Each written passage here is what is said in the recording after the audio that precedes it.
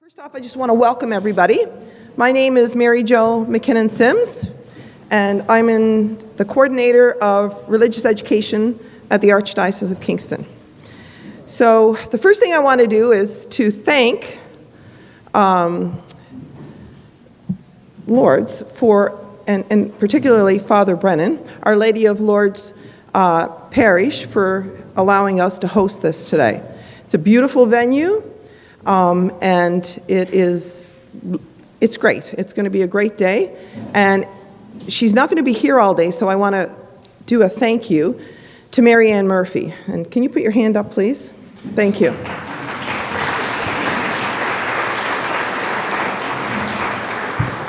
I said to my husband last night I could sleep because I knew Mary Ann had everything in hand. So thank you, Mary Ann. Thank you for all your help. She's gone above and beyond to make sure that this day is successful. So thank you. So without further ado, I would like to say something about Sister Nuala. Sister Nuala lives in Halifax now. So we've just met today, but we have a real connection because I'm a Cape Bretoner. So anybody that knows me knows that's one of the first things I always say. So thank you, first off, Sister Nuala, thank you for being here. She hasn't stopped all week. I said to her, you've been a very busy woman. So when I first asked Sister Nuala a while back if this would be a possibility, her answer wasn't, well, let me think about it. It was like, okay, let's just find a time. So that speaks to her dedication and to her calling of what she does for us, and we thank you for that. Sister Nuala is a pediatrician, and she's a former Deputy Minister of Health for Nova Scotia. She's a renowned ethicist and a professor. She's well known for expertise in end-of-life care and palliative care. And she has authored this new book, Rediscovering the Art of Dying, How Jesus' Experience and Our Stories Reveal a New Vision of Compassionate Care. And she just received the CPA, which is the Catholic Press Association of the United States and Canada, 2018 award in the Pastoral Ministry category for her book. So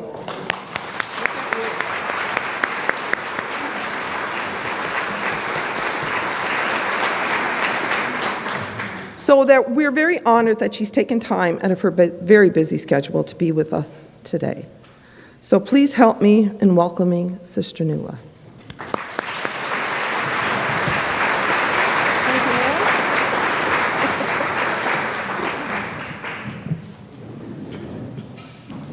So good morning, everyone.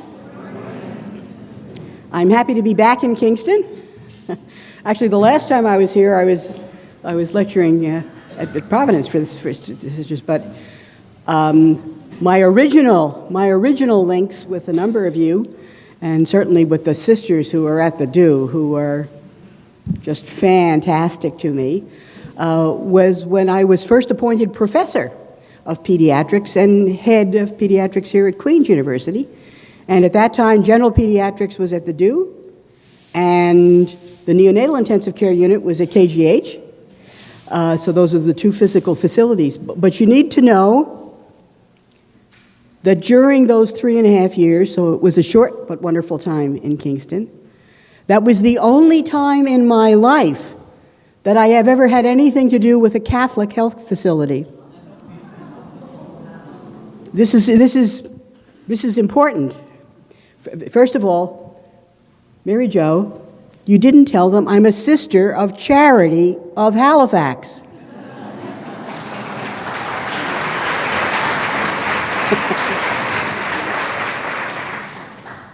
But what you need to know about me, and then I'll describe to you, as I said to the pastor here, writing this book was the most intense spiritual experience of my life. It was like an 11-month retreat, and I'll describe that to you in a moment. But to get here, and to get where we are today, you need to understand something about Nuala. All right? I'm a pediatrician. When I entered the Sisters of Charity, they said, "We don't have any doctors, Nuala, so you're going to have to give that up." I knew God wanted me to go to Halifax, even though I was a good New York girl. Here I am, a doctor. And I'm a professor of medicine. And now emeritus professor at Dalhousie. I've got 7 honorary degrees. I'm like a big-time academic. How did any of this happen, other than the grace of God? But what you need to understand in terms of, I'm giving you now my street cred. All right? So, because I'm a pediatrician, and we have no children's hospitals that are Catholic in Canada, I have been the professor and head of 3 children's hospitals, and they're all secular. I am a professor of medicine and then went on to do bioethics at Georgetown University with, for those of you who know, there are couples of doc here we just were talking about, the amazing Dr. Edmund Pellegrino at Georgetown is where I did my bioethics fellowship. So I'm a professor of medicine and a bioethicist. We have no Catholic medical schools in this country. So you need to know that, and the other thing you need to know, I'm 74.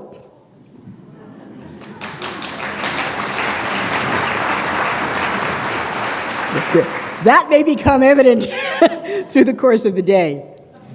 But the reason I'm giving you that little background on Nuala, so all you need to know about me is I'm the firstborn, only female, all younger brothers,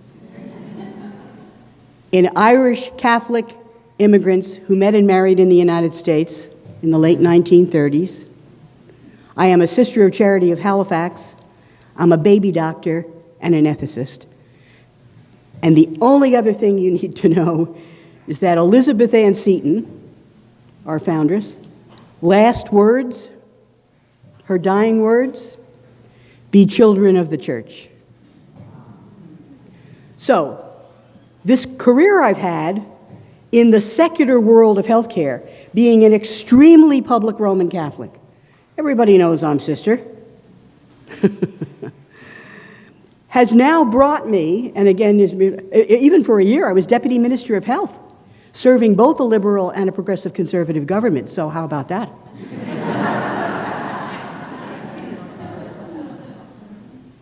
What it has brought me to in my emeritus professor, I mean, people, when are you going to retire? Nuns don't retire. We may retire from a job, but we never retire from ministry. We have dying 94-year-old sisters at our retirement center, and they're ministering to those around them by prayer. But where it's brought me now is all going to inform what I share with you now and what was in the book, which is I have huge medical experience. I did pediatric hematology oncology as a specialty. I didn't go on to become a specialist, I stayed, but I did an extra year of fellowship. So I have dealt with death and dying in children my whole pediatric career. I was doing pediatric palliative care before pediatric palliative care was a specialty. Docs at Dalhousie, then at U of T, then here at Queen's, and then back again at Dalhousie for my IWK Children's Hospital for the end of my career, clinical career, of all faiths and no faiths would come and say, "Nuala, do you think you could go talk to this mom and dad? Their little 8-year-old is dying, and they cannot accept it. They're pushing for experimental treatment. They want to take the baby out and bring them to Mexico for." So I've done a huge amount of some of the most difficult end-of-life care there is, the death of children. And there will be some of you in this room, parents, who have experienced the death of children. So the enormous gift of grace that I have experienced is having lots of clinical experience, having lots of educational experience, having formal training in ethics in the secular sense, but being a religious, rooted first and foremost in being a baptized Christian who was a woman religious in the faith. I now come at the last, whatever, how many years I've got, to bring it back together again.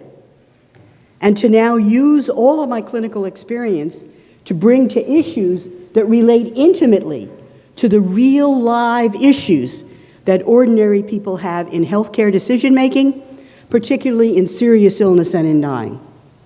So what I'm describing to you is kind of where I came from, so yeah, you'll have an understanding of how I'm shaping my conversation. And now a comment about the book. And just remember, I do have a vow of poverty.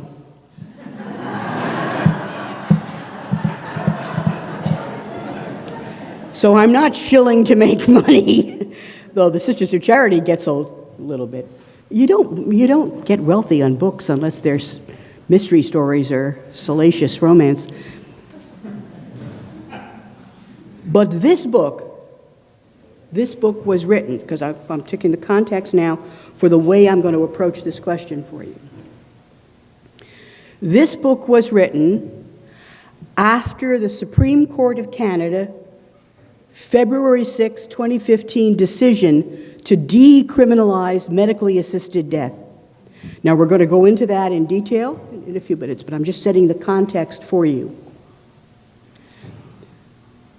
I knew for 15 years the progressive movement in this country, following movements in Western Europe, to allow either, basically what they were looking for is medically assisted suicide, not medically provided euthanasia. We'll do that again in a minute. But I've been was involved with the Canadian Conference of Catholic Bishops, getting people to think and talk before the Supreme Court decision. And many of you here in the room will know that there were legal attempts repeatedly over 30 years since Sue Rodriguez for legislation to legislate medically assisted suicide. And they all failed. And I was involved repeatedly with those. The proponents of medically assisted death, geniuses in their own right, decided not to use the legislative route. Because every time they did that, it came down to, it was a divided vote, but you could influence parliamentarians. You could influence by democratic means, and the plurality of views could in fact come into the fore. They decided to use the Canadian Charter of Rights and Freedoms. Hold that notion. You need to understand this is the context. And a group of brilliant lawyers behind the Supreme Court decision decided they would mount a Charter of Rights and Freedoms case against the prohibition on medically assisted death. So on February 6, 2015, the Supreme Court decision came down, and you'll see it in a few minutes, the incredible scope of this. Incredible. On February 6, 2015, without regulations yet, but decriminalized, Canada had the most liberal medically assisted death regulation in the world. We made the Swiss and Belgians look like rigid wimps.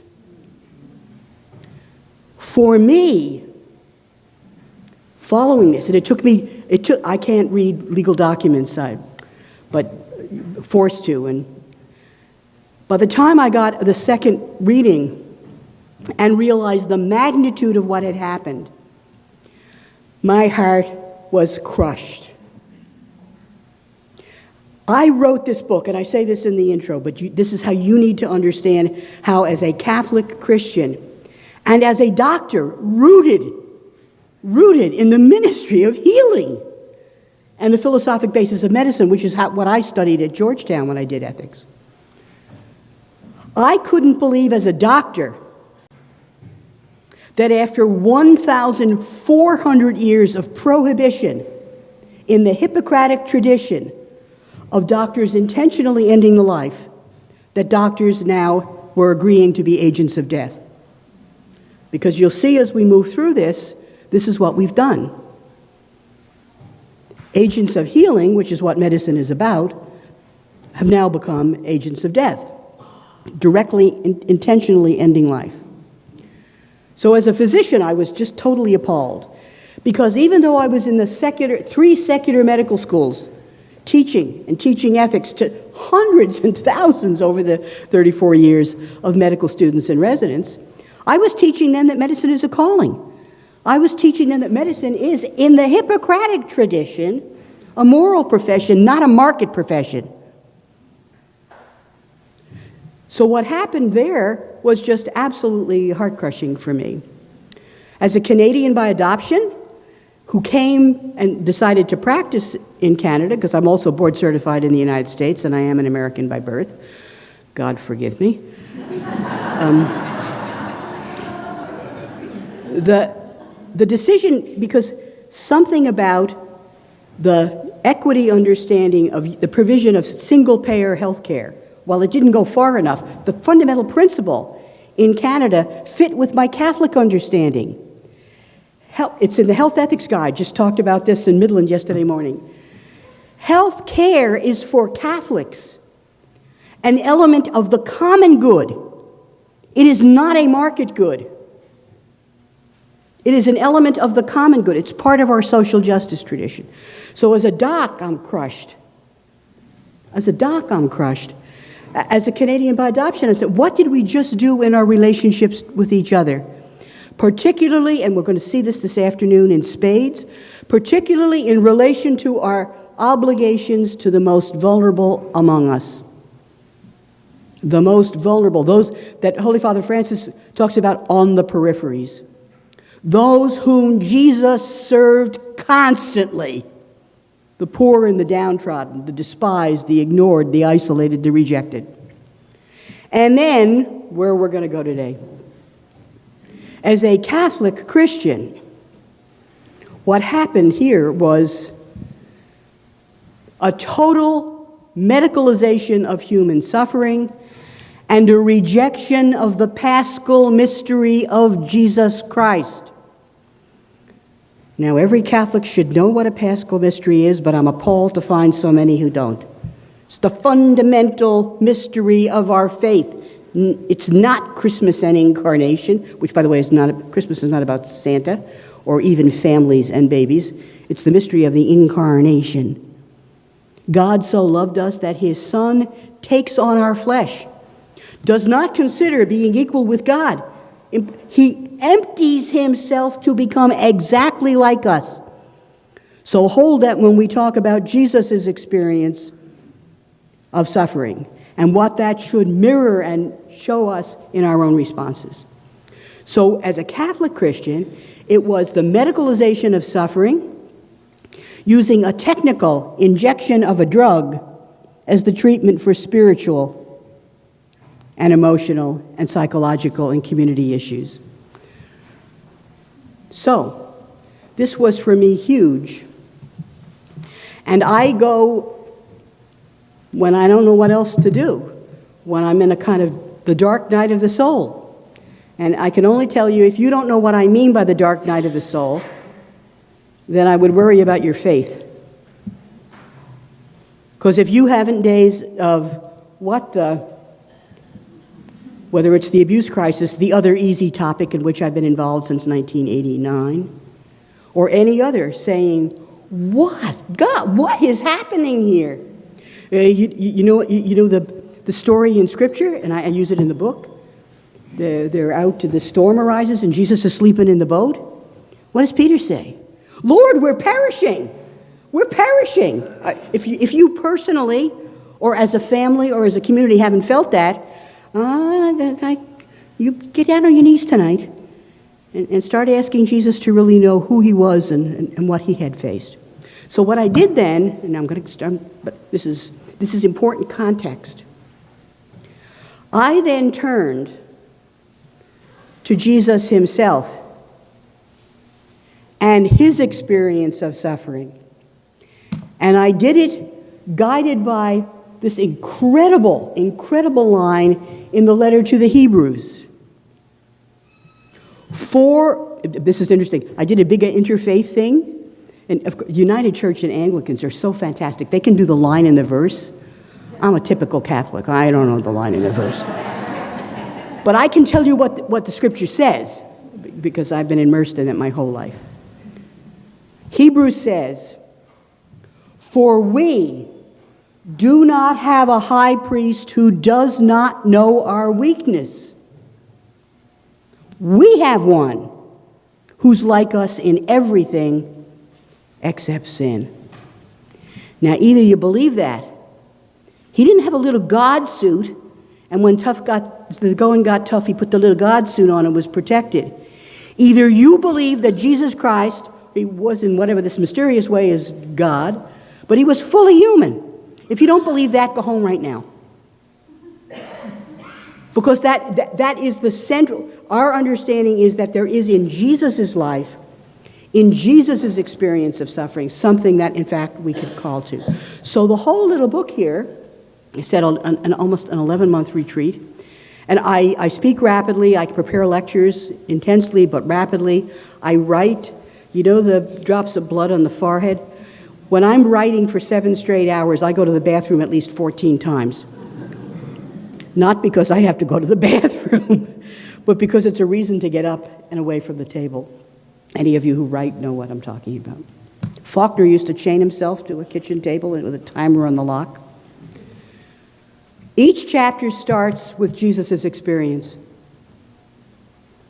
And I had the amazing opportunity to review all kinds of spiritual writing, all kinds of New Testament scripture writing. It's all about Jesus' experience. But the second part of the book, where I could bring this incredible career that had been given to me as a grace, is real live experiences of real live men and women and families in dealing with health decisions. And the book is entitled, and we're going to parse this out now in a few secs, Rediscovering the Art of Dying. But the art of dying is the art of living.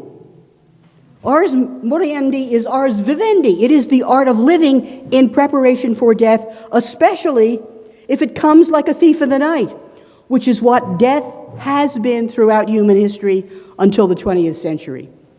Prolonged dying is a new thing, gang. New thing.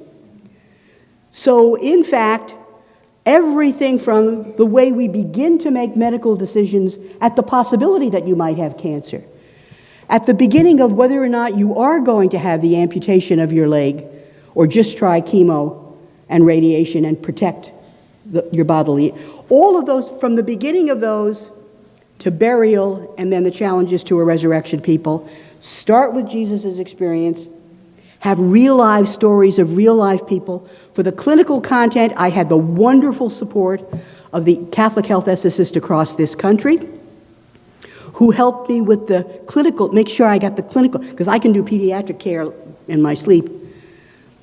I can do ethical issues in end-of-life care in my sleep. But I wanted to make sure, when I had elements of a real-life patient experience, anonymized it, told a story, and discovered my Irish roots as a Shawnee. The Irish storyteller. What an amazing, thanks, Mom and Dad. Nuala Patricia. Fanula, if I wrote it out in the full Irish. And then the third part of every chapter is a reflection on, so, if this is Jesus' experience, and this is the kind of way in which ordinary people are dealing with questions, how do we pull that together in modern times? And that's what I'm going to try to summarize now, but that's how I approach the question. So, I am a professor. Let's see now, we got this. Okay. So for the next while, we've got a good part of the day, and I'm going to speak with you, share with you, talk at you a bit for input, and because I want to be provocative.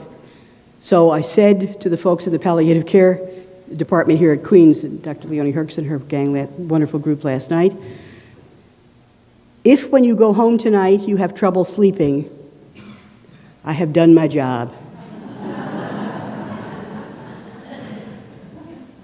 I want to provoke you to think more deeply about your faith, to think about the experiences you're now having for yourselves and your loved ones of healthcare challenges, and the particular context in which we find ourselves in Canada today. So, my goals then are we're going to have two parts. In part one, I want to make sure that you really understand the Supreme Court decision and the regulation of Bill C-14, which happened, so February 6, 2015, decriminalized, but then there was a stay on enactment until it could be regulated. Because remember, we didn't do this by legislation. We did it by the Supreme Court. I was on the Provincial Territorial Expert Advisory Committee to develop guidelines for the regulation. I was one of 7 members of this Provincial Territorial Expert Advisory Committee. I was the only one who was basically opposed to medically assisted death, who recognized that it had become legal, and whose goal was not to facilitate access, but to protect conscience and to protect the vulnerable. You want to talk about being a prophet crying out in the wilderness? You want to know what it means to really stand up for the faith when you're in the middle of people who think you're nuts, that you're behind the times, that this is some kind of medieval little religious worldview. Now, thank God, as you can tell, I can deal with that. But in terms of being hurtful, painful, going home from 2 days of meeting, feeling constantly as if you want to say, don't you dare say that about that, or about me, or about a worldview that is shared by millions of people. Disrespectful. So really understand it, and then as we start to round up part one, I want you to truly understand why I say that medically assisted death and the legislation, the act is medically assisted death, the legislation is medical assistance in dying, MAID.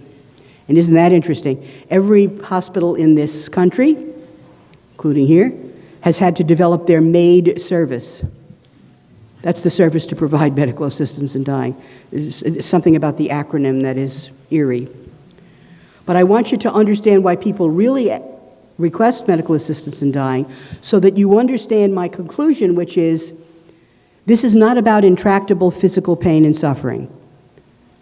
It is about, if intractable pain and other symptoms, it is about human suffering. And then I'm really going to get you to think and share together on what is the difference. So I'm giving you the question. Sister Nuala, the teacher now, she's going to give you the question, give you plenty of time to think about it in the next 30, 40 minutes before you chat. What is the difference between pain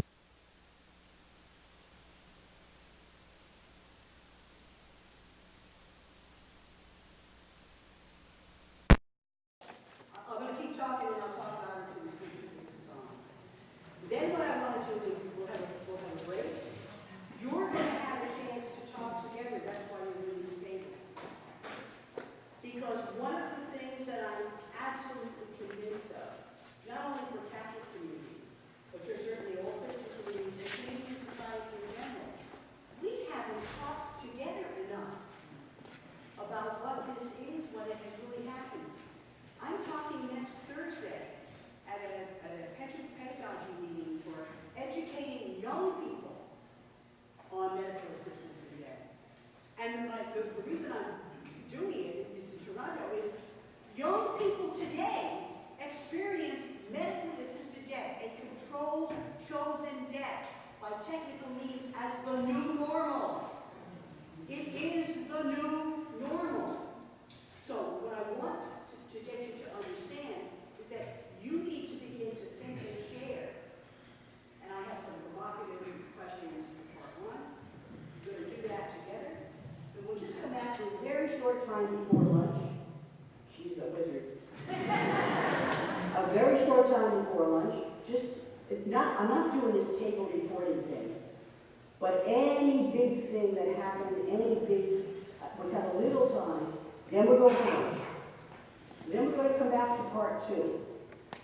So think of it this way. Part 1 is getting you to understand. Part 2 is getting you to act. Got it? Not so sneaky. I'm going to tell you what we're going to do. So how do we accept the challenges? Understanding why people request medically assisted death. Understanding what it is. What are the challenges for disciples of Christ? And then how do we accept them? With particular attention to who are those among us who are most vulnerable to medical assisted death. Who are those most vulnerable to choose it because they have no other option? Who are those most vulnerable to coercion, even from their family members? So, we're going to do that part 2, and then there'll be some reflection again. Ready? Okay. Now, this is a test to see who the real Catholics in the room are. All right? Okay. So, who is the patron of a good death? Oh, I should have said no nuns allowed to answer. Oh, no, okay, wait, we had to. St. Joseph. Look at this.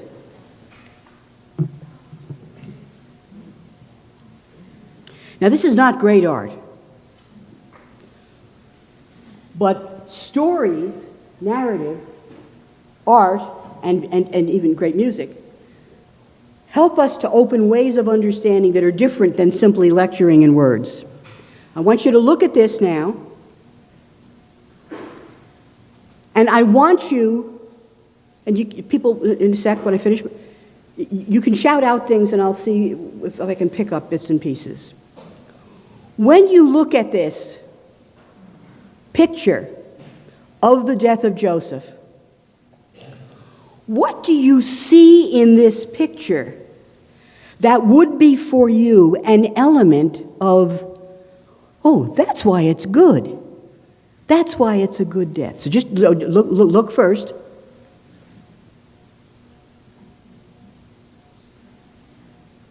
Anybody, everybody, what are the features? Oh, wait, okay, I'm just going to pick up the things that I hear, and then we'll keep coming back to it. Wait. He's not alone. Not only is he not alone, but he's accompanied by Christ. Well, it happens to be his earthly son. But the point, great point. Look at how Joseph's face is fixed on Jesus. It's so it is a faith issue, but it not alone. What else about the not alone? It's also in community, it's compassion, consolation. Okay, so it's not alone. He's linked on both sides. It's not just community, but which is the community? It's his most intimate community. It's his family. It's the loved ones. And by the way, in doing ethics stuff over the past 20 years, I don't just use family, I use intimate others. Because we'll see, especially for things like dependent elderly or people who have been immigrants, sometimes the persons who are most close to them in illness and dying are not their family members. In fact, sometimes their family members can be trouble in their dying. So surrounded, okay, what else do you see? Go ahead. People have a different way of being present and different way of comfort in the presence of the dawn. Well, and not only that, so there's a particular kind of presence. With the bricks, it's a little hard to see. Jesus is holding Joseph's hand. There's a touch, there's a presence, there's a physical link. This is a scene of sadness. This is a scene of sadness, but it is one, there is a piece to it, right? Where is it happening? At home. Okay, all right. And when you look at Joseph himself, final comment I want you to just think about. When you look at Joseph himself, does he look scared? No. We know hardly anything about Joseph from Scripture. Man, he gets short shrift. This guy's yes to God, to protect the woman, to protect the child, was almost as big as Mary's yes at the incarnation. What is the description of Joseph in Scripture? Just or righteous. It's interesting, the Protestants, they all say righteous, the Catholics say just. But this is important because this is a scene of sadness, but accompanied by loved ones who are physically present in a scene that's peaceful because this just man knows he's going to God having done the best he could.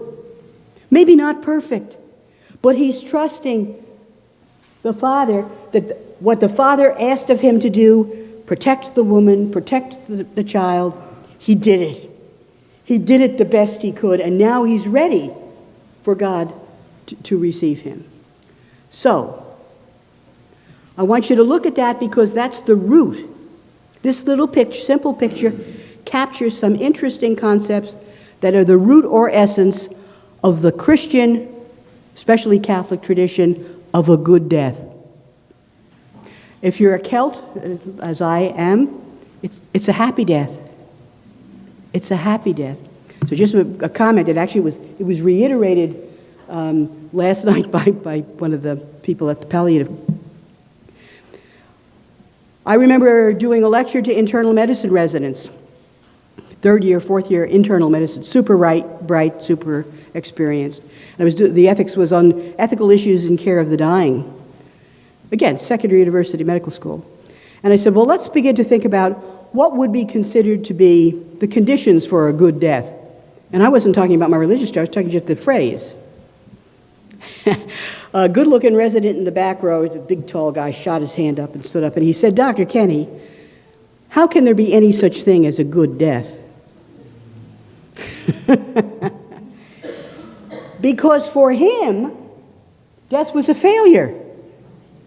He was a doc, trained in, this is not a normal human inevitable thing, this is a failure. So our language of a good death is rooted, think of this. And then I want you to look at, as we're moving into the kind of cultural shift in which we find ourselves, where we are, okay? Because in medieval times, so we're talking the 1400s to the 1600s, preaching and teaching and pieties and prayers were focused on the art of dying. The ars moriendi. And as I said, the art of dying is the art of living so that you are ready if death comes, as it did to most in this period of time, suddenly, like a thief in the night. Live so that if it happens suddenly, you are ready to go to God. But the important thing is that it was a topic of conversation. It was a topic of preaching, teaching, and prayer. People were comfortable in talking about dying. This art of dying depended upon two fundamental features of the culture. One is shared faith in the birth, death, and resurrection of Jesus. And the other was the importance of families and communities and social organization. Throughout human history until the 20th century,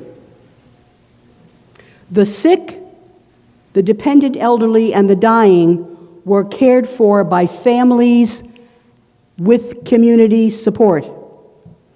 Now, I'm a doc, I'm a professor of medicine. We have professionalized medicine, and that's important, but we're going to begin to think about what are the downsides of that. What are the limits of that? In this period, it was just assumed as ordinary that Grandpa would be in the back room of the house dying, and everybody, the little kids would bring in the little soup for Grandpa. They'd see Grandpa dying.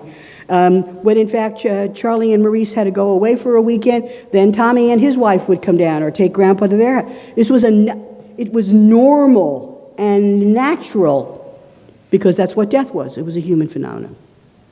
But there was a shared faith These were basically cultural communities that were Christian or Judaic or Muslim, but we're talking about our tradition.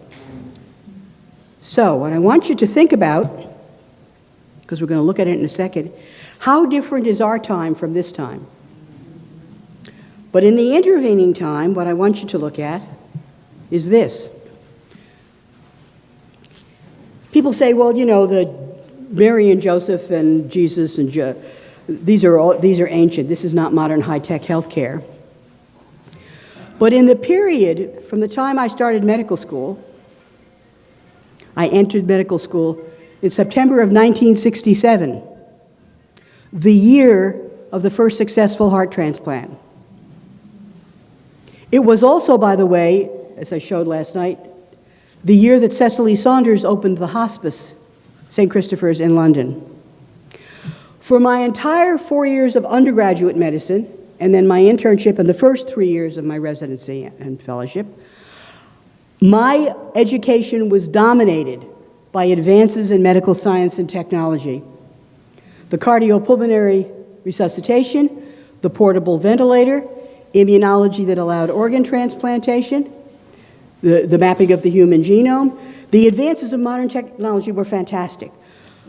But cardiopulmonary resuscitation and the portable ventilator meant resurrection happened every day. Dead was not dead anymore.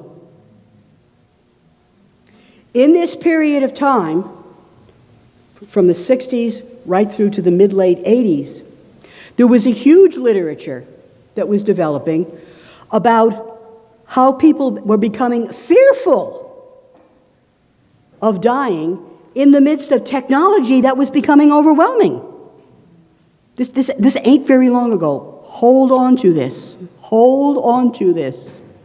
Because what we saw was lots of literature in that period of time. I mean, 1980s, not that long ago. Especially for those of us who are 74. These were in the literature the characteristics of a good death summarized. Now look at these and think of Mary and Joseph and Jesus. Look what they are. Non-abandonment and continuity of care. Non-abandonment. There are those of you in the room I know, especially if they're docs and nurses, and any experienced nurses in the room. Do you remember the period, particularly the 70s and 80s? If someone was dying in hospital, they were put in the last room on the ward, and sometimes there wasn't even rounds on them because the doctor couldn't do anything.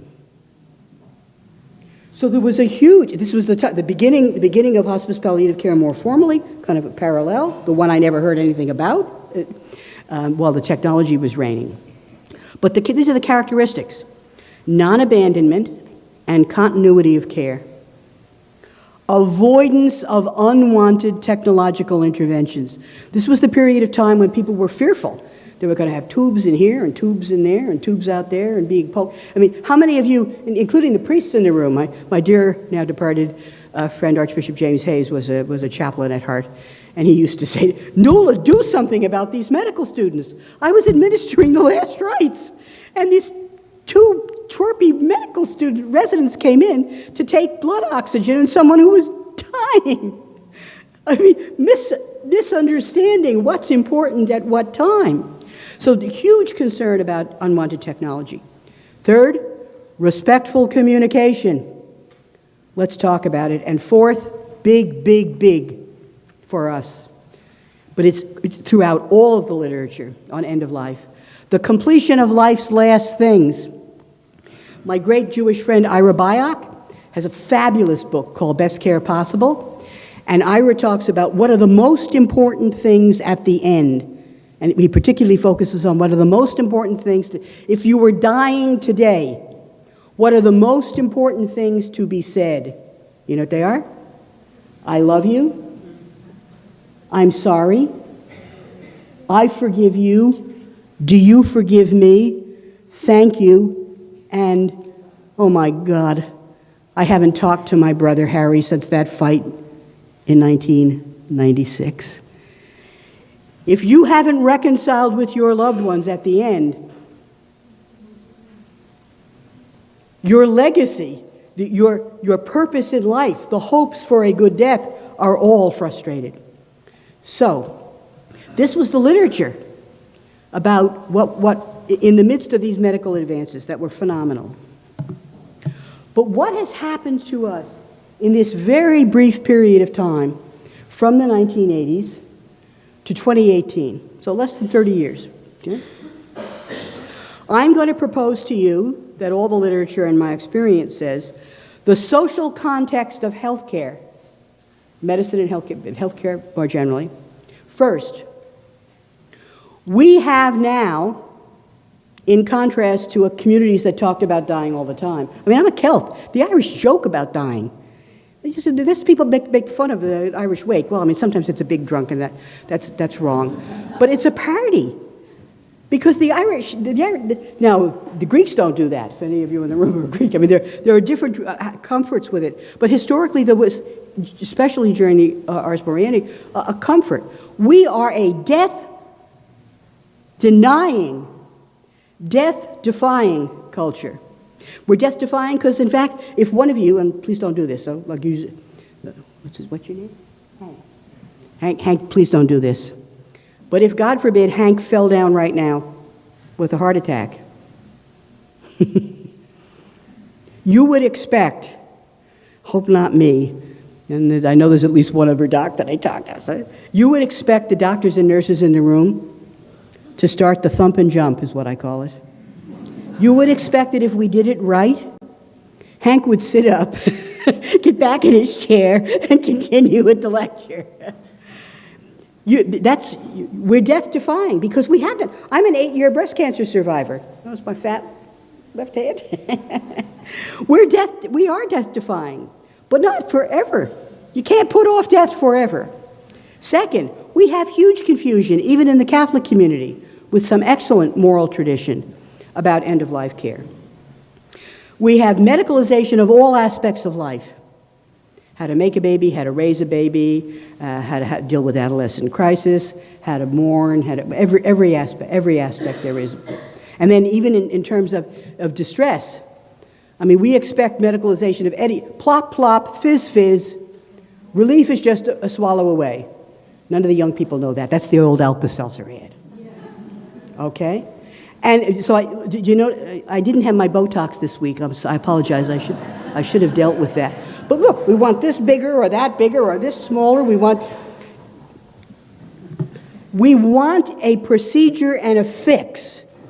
And we want it like that for every aspect of human life. This is not irrelevant to how medical assistance in dying has become the new normal. All right? So, corruption of language. We used to talk about mercy killing. That was the original stuff around Rodriguez, etc. And then people said, no, you stop using the language of killing. That's not nice. That puts people off. It is killing. It is killing. A policeman kill. Members of the armed services kill. Killing itself is wrong. But the intention and motivation for the killing affect the moral culpability. And people said, well, if we do it for mercy, then it's okay killing. But they didn't like the use of killing and began to look at the language of right to die. And this is happening in the 70s. Surprise, surprise. No wonder they loved it. There was the right for everything else. Now just think of this for a minute. Okay, so I won't pick on Hank, I'll pick on Sister Ann. I'll get one of the nuns. Sister Ann, I am not going to give you the right to die. You don't have the right to die. No. Did you hear what I just? How could I not? What do you mean I can't? That I can take away from her? She's going to die. It's not the right to die that they're talking about. It's the right to control the circumstances of their death. So we had funny language, and now we're actually talking about in Bill C-14 medical assistance in dying. So all of this plus individualism. The decline of the religious worldview, the decline of the notion of community and the common good, and the legalization of medically assisted suicide happens. So just briefly, so you can see the magnitude of the issue that I'm trying to describe. The Supreme Court of Canada, remember I told you, 2015, February, decriminalized medically assisted death, and they decriminalize both medically assisted suicide, where you request assisted death, I write a prescription. I give you the prescription, you take it or you don't take it, and you take it alone or with people. I'm not present as the doctor, but I'm the agent that provides means. And that's what's been legalized in most of Europe and most of the 10 states of the United States. But we also decriminalized medically performed euthanasia.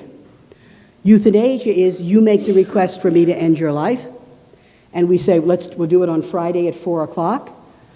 I, as the doctor, have to come, and I come with a syringe, and I inject you directly, and I'm there until you die and pronounce you dead. That's direct euthanasia. We, in fact, at that point, decriminalized both. But we did it for, hold this, because we're going to talk this afternoon about the vulnerable, for competent adults. Because this is all about, remember, rights and freedoms, a charter of rights and freedoms. So the big thing is, this is about choice. This is about control, the things we value among all others in our day and age. But I want you to begin to think about when you're seriously ill, when you have chronic mental illness, when in fact you're a dependent elderly and living alone with inadequate resources, when you're in all of these circumstances. What does competence mean? It's not like, you squeaky clean, good day, good finances, let's go buy a new Volvo. The question of competence and choice is, begin to think about it, but that was the condition. And then 4, a grievous medical condition, no definition of grievous, including, pay attention to this, an illness, disease, or disability that is irremediable, which means it cannot be relieved by means acceptable to the individual. It doesn't mean that it couldn't be relieved, but it means that for example, the side effects of the treatment or the risks of the surgery, they don't want that. So it could be helped, but they don't want the help that could be provided. And then the big issue to hold on to, Supreme Court truthfully says this is about suffering. Now let's be very, very clear. Suffering is in the heart of each and every individual. I cannot judge your suffering. I can attempt to understand it and support it and attempt to alleviate it, but please understand, in that issue of the heart of suffering, it is only God that can make a judgment, but it is about suffering. What I want you to notice is that the Supreme Court decision then made physician-assisted death, medical-assisted death, not illegal, but they had this stay to regulate it, and it took 16 months. The decision, and we're seeing it even now with some stuff that just came out of Sick Kids about mature minors, rejected the classic Christian Catholic moral theological distinction between refusing medical intervention, which is absolutely clear criteria in Christian moral theology, that you can in fact refuse a treatment. You can make the judgment, the benefit's not good enough, the harm and the risk are too great. Church teaching is fabulous on this historically, okay? But they rejected that there's a distinction between refusing medical care or withdrawing medical care. The people who've been on a ventilator after an accident and 2 weeks later it's clear that the brain is dead. That withdrawing a medical device or rejecting or refusing a medical procedure, as long as you do prudent care of your health, is acceptable. They said that's the same thing as intentionally ending your life. There's no moral distinction. Now, give me a break. You're on a ventilator, you've been on it for 2 weeks after the accident, more and more clearly, you have no recoverable brain function, no recoverable respiratory function. And in that situation, medical technology is not prolonging life, it's prolonging the dying. And the withdrawing of it is perfectly compatible with our understanding of life and our duty and obligation to care. It is totally different from my standing there and injecting you. But both the Supreme Court, this has been held as there is no distinction. Now, The Supreme Court also found that in the countries that had legalized physician-assisted suicide, there was no slippery slope. How they read that it was true that it wasn't like suddenly like lemons, elderly people were being pushed over the cliff.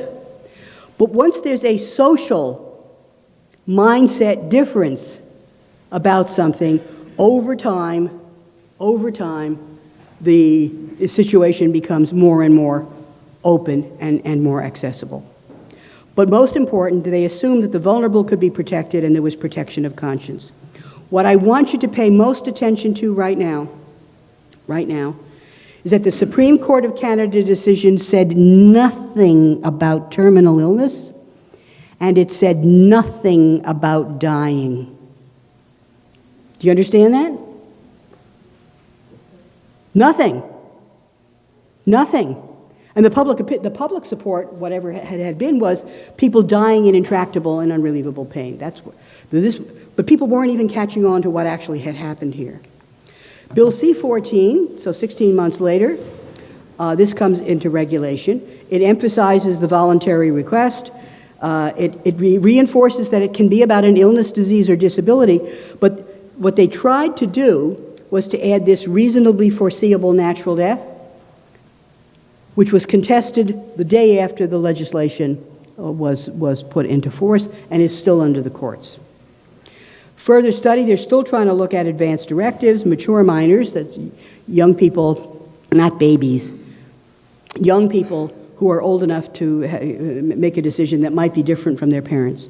And then, big one, mental illness as the sole condition. So people who have bipolar disorder, nothing else physically wrong with them, being eligible for medically assisted death. A Queen's University gorgeous 22-year-old student who has their first schizophrenic break, is psychotic, properly diagnosed, put on antipsychotic meds, restored to sanity, they can now make rational judgments, but they hate the way the medication makes them feel. Eligible. Now, when you think of the rampant mental health crisis that we have in our country, especially among the young, just begin to think about this. So this is the magnitude of what happened. So, it was pretty amazing and overwhelming what we had agreed to. And what I was astounded about is that most Canadians were not astounded. Most Canadians were not saying, what in the name of all that's good and holy has just happened here? And it has rapidly become the new normal. Last poll I saw, even 80% of Roman Catholics think it's perfectly okay. So, what I want you to do now is to understand completely that the reasons people request medically assisted death, this is a summary of survey. I've got 2 lectures that are details, but this is a summary that would have been presented to the Supreme Court itself. People request medically assisted death. Please understand, there are situations of serious intractable pain and shortness of breath and some other conditions that they require real research. They require more money for research. And we have to worry that palliative care, we talked last night, palliative care is not going to get more money because the money is going to go into facilitating medically assisted death. It's a real worry about vulnerability. Hold that. That's a political advocacy question. So, reasons, the feelings of loss of dignity. And I say feelings because we know as Christians, no matter how undignified your circumstances, your dignity is inalienable as a child of God. But feelings of loss of dignity, dependence and loss of control. Look at the next one. Huge issue. Guilt at being a burden to others, especially your family. This is huge for the elderly. Huge. Look at the demographics of Canada. If God loved them, we didn't have our immigrants, we would be even older than we are. Huge issue. Isolation and loneliness. When we're going to talk about communities of care, pay attention. This is one of the huge reasons that people request this. Okay, particularly when they're in decline. Uncertainty regarding future care needs. So you're going to be in hospital and get $150,000 worth of care, but if you were an independent elderly woman living alone, and now you can't, you could be in what they call the holding tank at the Victoria General Hospital in Halifax, waiting for somebody, somewhere, to find you a long-term care bed. What is this? What is this? And then hopelessness and loss of meaning. So I want you to think now, we're getting ready, because I'm a few minutes over. I'll take it up somewhere else, from my time, not yours. I asked you to think about the difference between pain and suffering. So if you look at the list again, I'm suggesting to you that each of these is an issue of suffering, not physical pain or other physical symptoms. And I'm getting you to think, and when you get it in your tables, you might want to share on this or whatever the other questions I ask. Think of this. So if poor Frank, who's not going to demonstrate, he's not going to be my visual aid, if he has chest pain, I and my colleagues in medicine, we got stuff we can do for you, Frank. Now, we can't guarantee, but between cardiologists, cardiovascular surgeons, interventional radiologists, woohoo, we got stuff we can do for you. But if Sister Ann is suffering profound heartache because her beloved nephew has been lost to drugs and prostitution in Vancouver, she wakes every morning thinking of Tony. She goes to bed every night praying that God takes care of him. She's in anguish constantly, as the rest of the family, they don't even know where he is. I need to recognize her suffering, but do I have a prescription? Do I have a device? Do I have a surgical procedure? No. Pay attention to the difference. And then in the book, I'll just suggest to you, what I tried to do was to begin to look at the kinds of suffering people experience. And so in different chapters of the book, we look at, for example, in the Stations of the Cross, the only chapter in the book that is not directly scripturally based, Jesus has 3 falls, and that intuitively reflected upon, and you'll see there's just a little description of the story that I use. There is physical suffering. Related to physical pain, you can have an emotional distress, but it's physical at root. There is emotional and psychological, and I use the case like it's an elderly woman who, in fact, super independent, who now is forced into a long-term care facility and just dies inside. And it's also spiritual, a real live case of my own, super devout CCO couple, have problems with infertility, do a novena to St. Anne in this, who prays to St. Anne in this day and age? This young couple did. Had this gorgeous little baby, Sean. Okay? Their life is complete. They have a loving, faith-filled family. God bless them with this son. She always wanted to be a mother. This morning, when he's 4.5, Sean wakes up with a little bit of snuffles, then develops a little temperature. I pronounce him dead in the emergency department at the IWK at 5:30 that night from meningococcal meningitis. This woman, in particular, but this woman, not only suffers the loss of her child, she's got spiritual suffering. She's now lost her God. Why did God, I pray to God, I'm good, God blesses me, even though I have to maybe wait a little bit, be persistent in prayer, as Francis says. Right? So, begin to think of the kinds of suffering that people have. I explore that. Then I'm identifying in two different kinds of suffering that are really, really, I think, important. The first is knowing that Jesus was mocked and made a criminal. Feelings of loss of dignity can be huge. And I have a phenomenal story that was provided by one of my friends from St. Boniface in Manitoba, based on a real life patient. And then loss of identity in physical illness and in cognitive decline. So think of this. You're a 61-year-old male.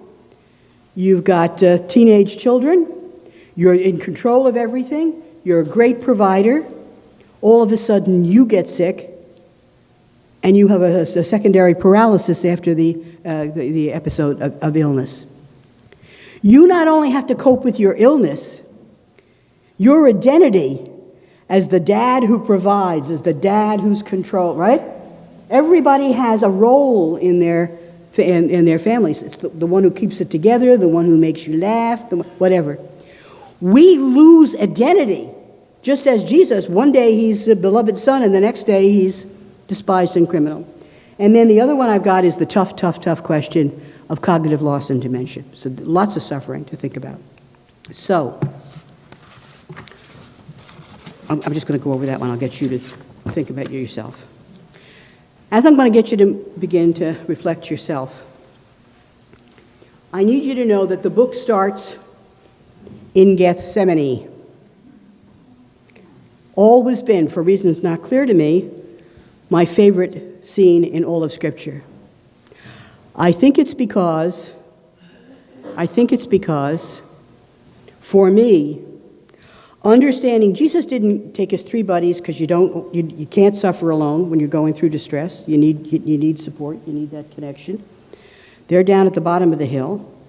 He says, I got to go pray to the Father. That's where you got to go. He goes up to the top. He doesn't kneel down and prostrate himself like the priest does at ordination. That's what people think. He knelt down. The Aramaic, I can't say it, ekathasier. The Aramaic is he collapsed. Jesus enters Jerusalem, big palm fronds, hallelujah, bringing the sick, expecting to be fed, right? Big. He knows with that triumphant entry that now both the Jewish and Roman authorities are out to get him. And then when he preaches the Beatitudes, he's really flown everything in the face of power and authority. He knows something awful is going to happen. He's not yet physically suffering. But can you empathize with it? He understands that something horrible is happening. And what does he do? Father, I don't want to do this. Father, I don't want to do this. Please, can you take it away? He's fully human for me then. That's the natural human tendency. And so you know what I say? If there was one human in history who would have gotten a do not stop at suffering card, surely it would have been the Son.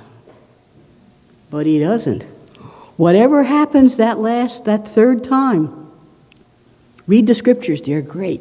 When he comes back down, he's a different person.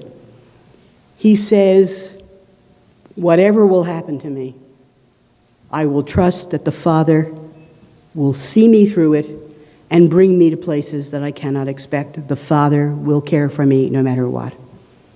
So, we do, this is a nice expression from Holy Father Benedict, long-standing rejection of euthanasia, but I love the way Benedict put it here.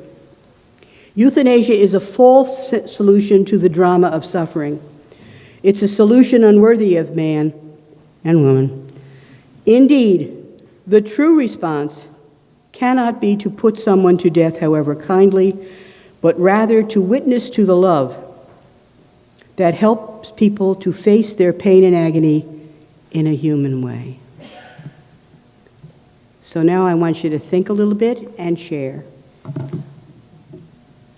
I think you should have lots of questions, but let me start with some that I would hope would get you started.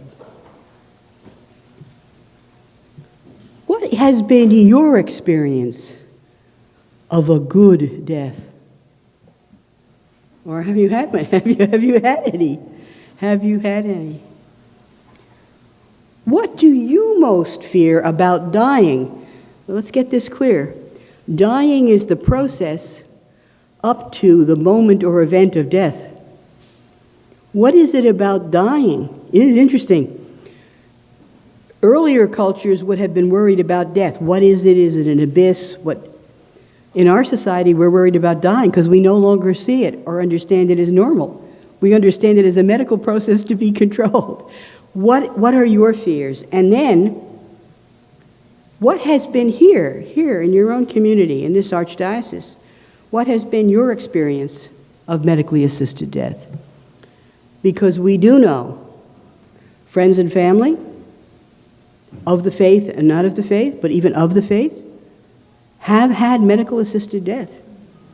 And I can tell you that the conflicts across families, the issue of concern for the priest, for burial and ritual and the like, this hugely conflicted. So what has been your experience? So what we're going to get you to do now is kind of think about the context I've provided for you. And how about, because let's go till, we're going to give you almost a half an hour. So it's 11:15, you stop, go get yourself coffee, take a stretch. I'll call you back, and if some of you may, I know some of you might want to just walk quietly. I would hope that you would be able to share, because this issue of being able to talk together about this is something that I think if we can't do this as Christians, no one can. So, God bless, and I'll call you back at 11:45.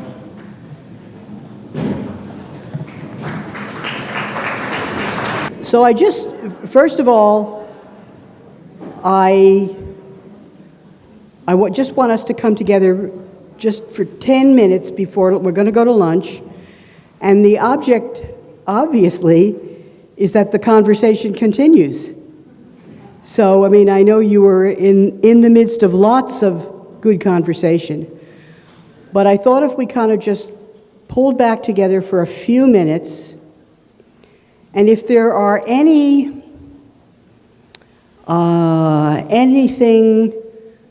important, remember, it's not reports from, it's not that, it's any very either significant issues, insights, thoughts you have had, anything that you want to bring to, has the morning so far been helpful, and whatever you want to say. Just, if you raise your hand, if you're close enough to me, we'll try to get you to share the mic. If not, we'll do the best, because we're only doing it for 10 minutes, but I thought it was important just to see that I speak to people kind of during the little break there. I double check with a whole bunch of folks, and I think I'm doing all right. But give me just any thoughts. So just raise your hand, and then we'll see if anybody wants to say anything. Okay, if you're going to speak, big girl outdoor voice. I'm from a nursing background. No, sorry, this is not going to work unless you can. Here we go. Thank you. I'm from a nursing background, but I really feel that today the public needs to know more about palliative care in hospice. When somebody comes to you and says, my mother's very sick and so on, I don't know what's going to happen, and my first thought is, do you have a palliative care team working with your mom? Thank you. So this isn't for me to answer things, but this one I can answer. First thing we're doing after lunch is palliative care and misunderstandings about palliative care.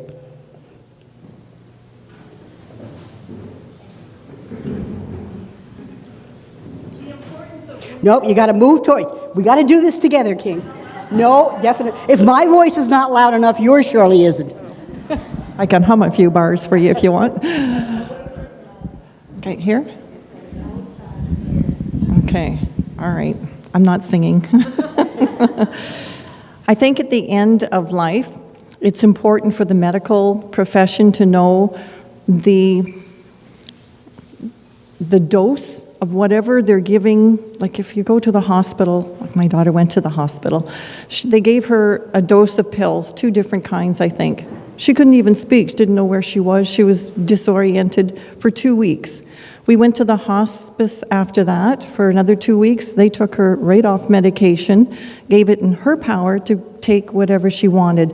And the pharmacist that did the prescription couldn't believe that the decimal point was in the right place. It was so low, but that's all she needed. And then she became clear that she could speak to people, say goodbye to them, express herself, and enjoy their company. So important. So that month went by quickly. So I think none of us could agree. We couldn't agree more. And as a medical educator, I can tell you that's one reason why I talked to the palliative care team last night. Because the folks who were trained in hospice palliative care really do a very, I mean, even the best hospice palliative care will not eliminate all suffering. Only God can do that. But they know how to treat properly symptoms, and you'll see, we're going to talk about it again after lunch. The genius of palliative care is that it balances optimum pain and symptom control with promoting the person's ability to do their last things. They're trying to do both and. So they're trying to have people interacting and aware and responsive for as long as they can. But we'll talk about sometimes loss of consciousness does occur. And by the way, it's part of the natural dying process as well. But your point, really good medical end-of-life care needs to be improved in this country. That's the whole lecture I shared last night with the team. And we'll see good hospice palliative care does an excellent job. So your point is very well taken. Walk towards me. Walk like this. Groucho Marx, walk like this. Well, I got an email. This is a Kelly. Yeah. He's a cousin. Hi, everybody. I got an email recently from Euthanasia Prevention Coalition, and I didn't read all of it, but the headline was that euthanasia is now or will be extended to adolescents and youth and children. So it was too astounding to actually read on, but I'm not sure how real this is. Give me that.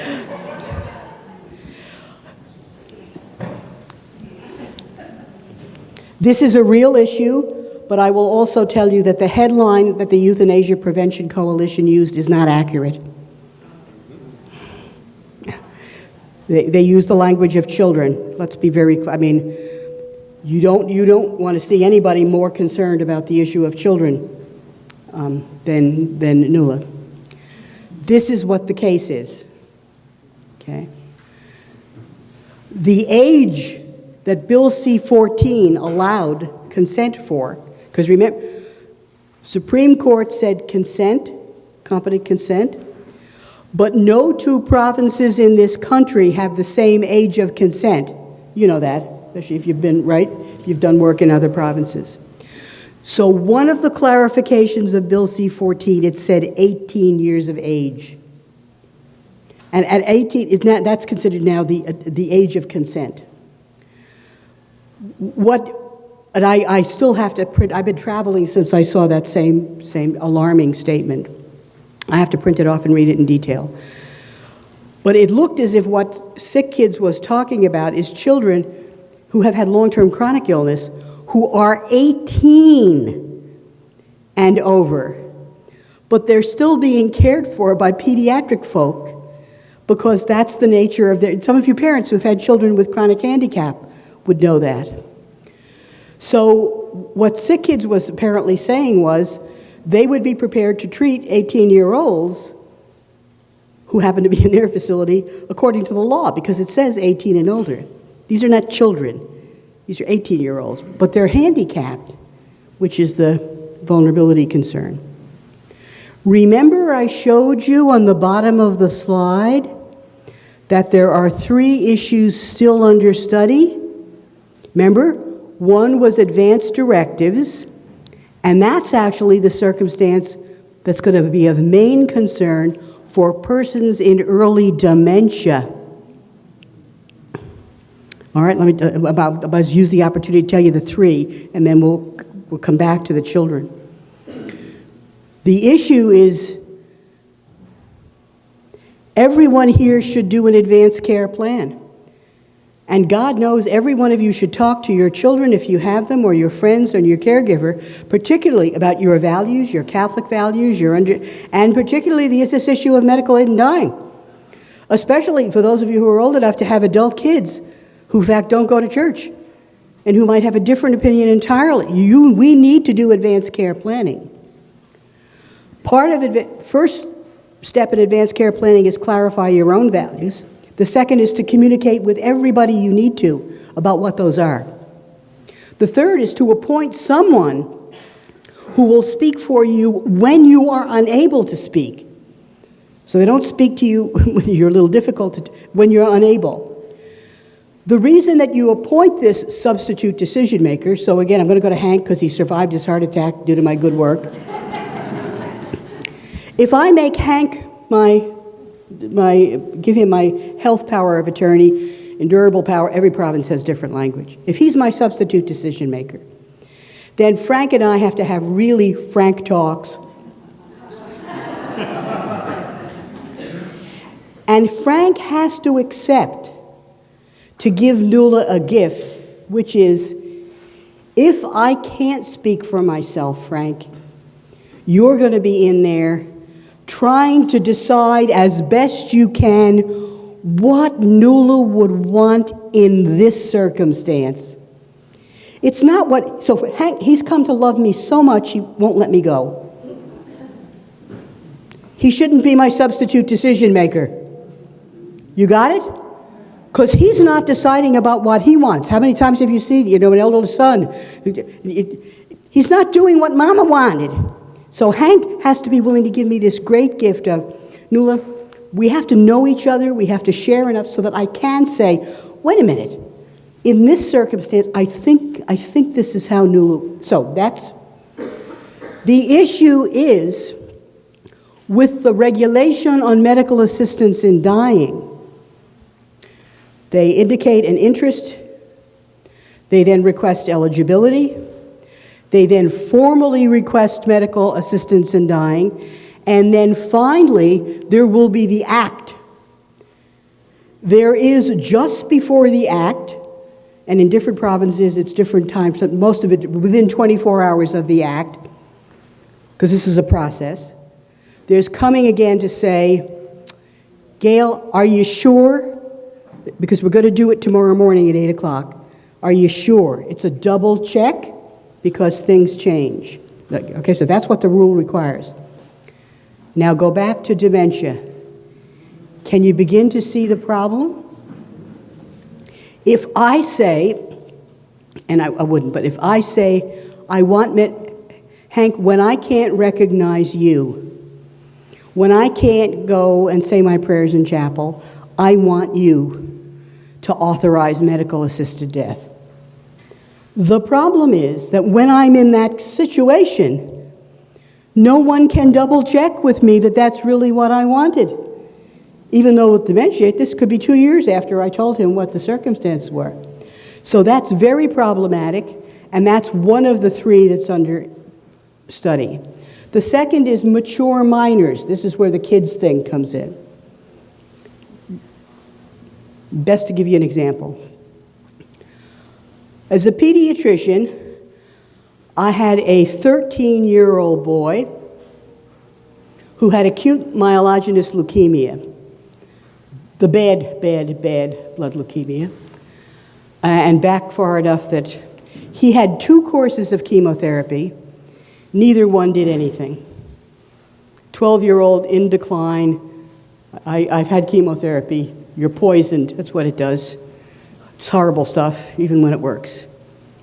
Getting worse and worse.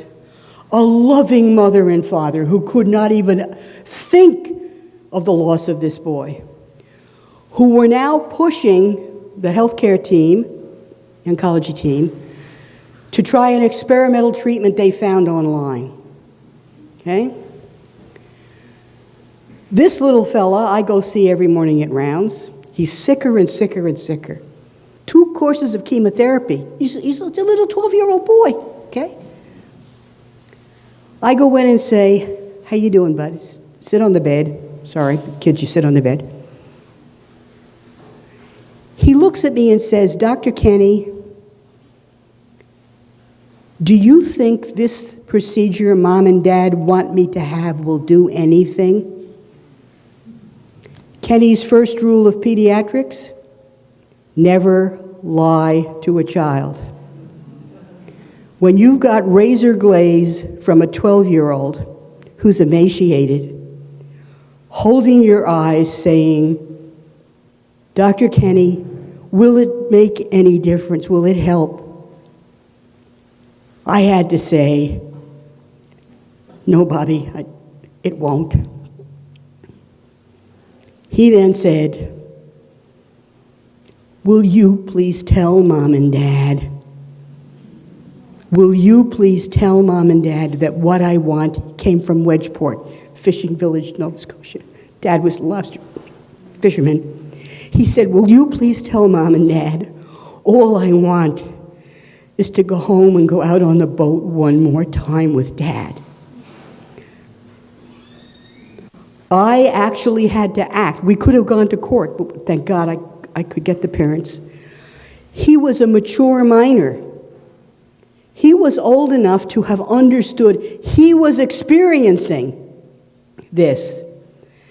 And he wanted me to act to get the parents to understand that his decision should be followed, not theirs.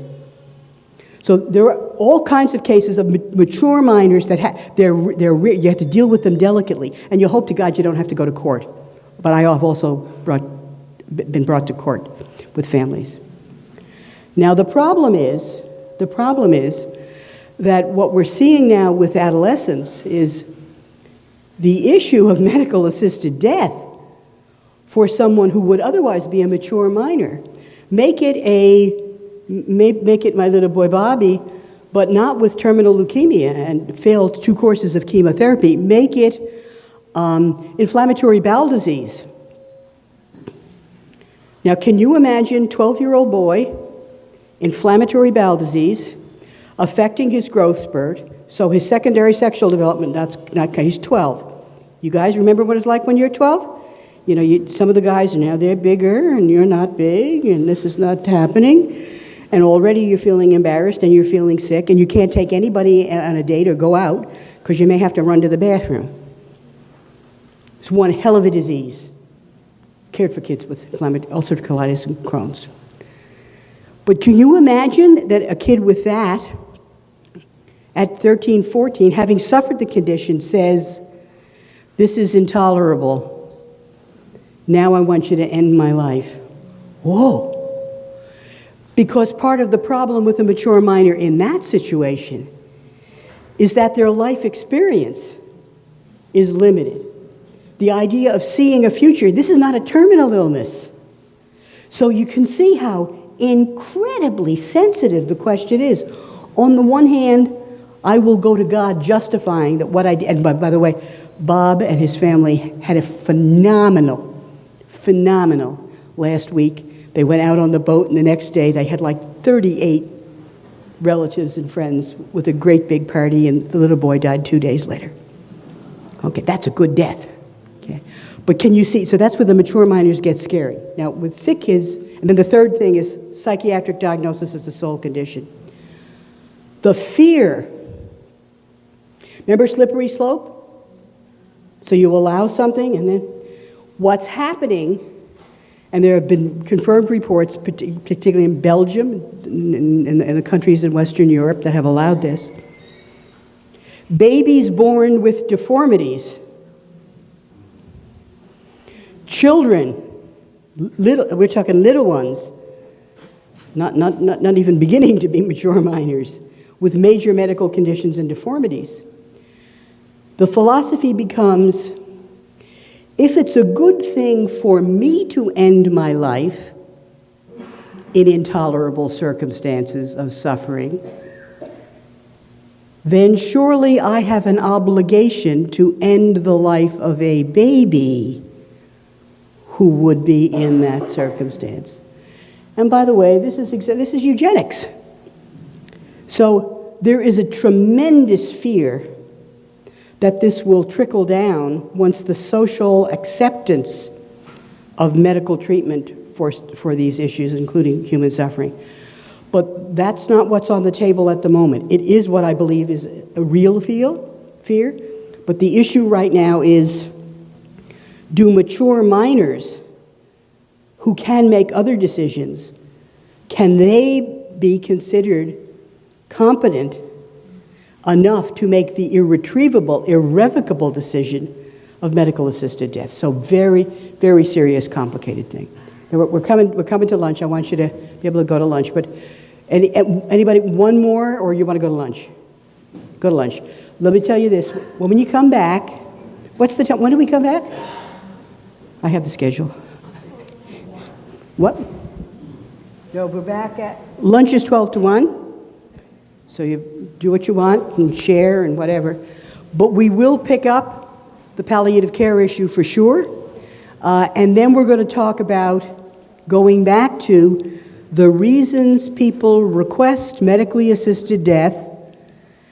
And I want to begin to ask you, how do you, as the Catholics of the Archdiocese of Kingston, respond?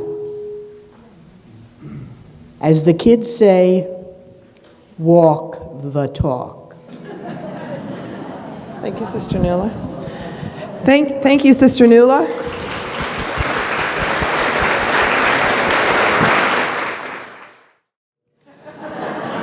So I'm very pleased to be here. I was supposed to be here earlier today, but I always think I can get back from Ottawa faster than I can, and so I apologize for not being here, Sister Wella.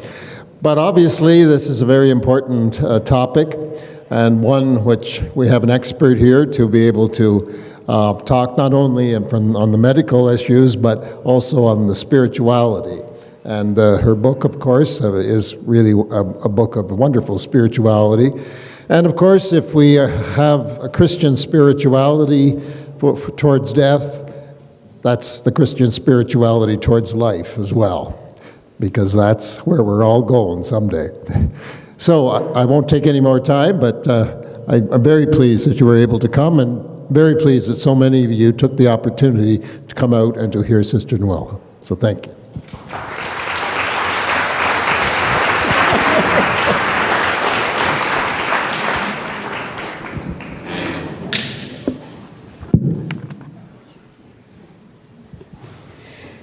So you do need to know, Bishop Brendan and I go back a ways? Go back a ways. We used to be young and foolish together. Now we're only one of those things, Bishop. I'm sorry. So I'm happy that you made it. It was great to see you again. Great to see you again. All right, so now that I know I have to hold this and change slides with this, well, pat your head and rub your belly. We'll see how good I can be at this.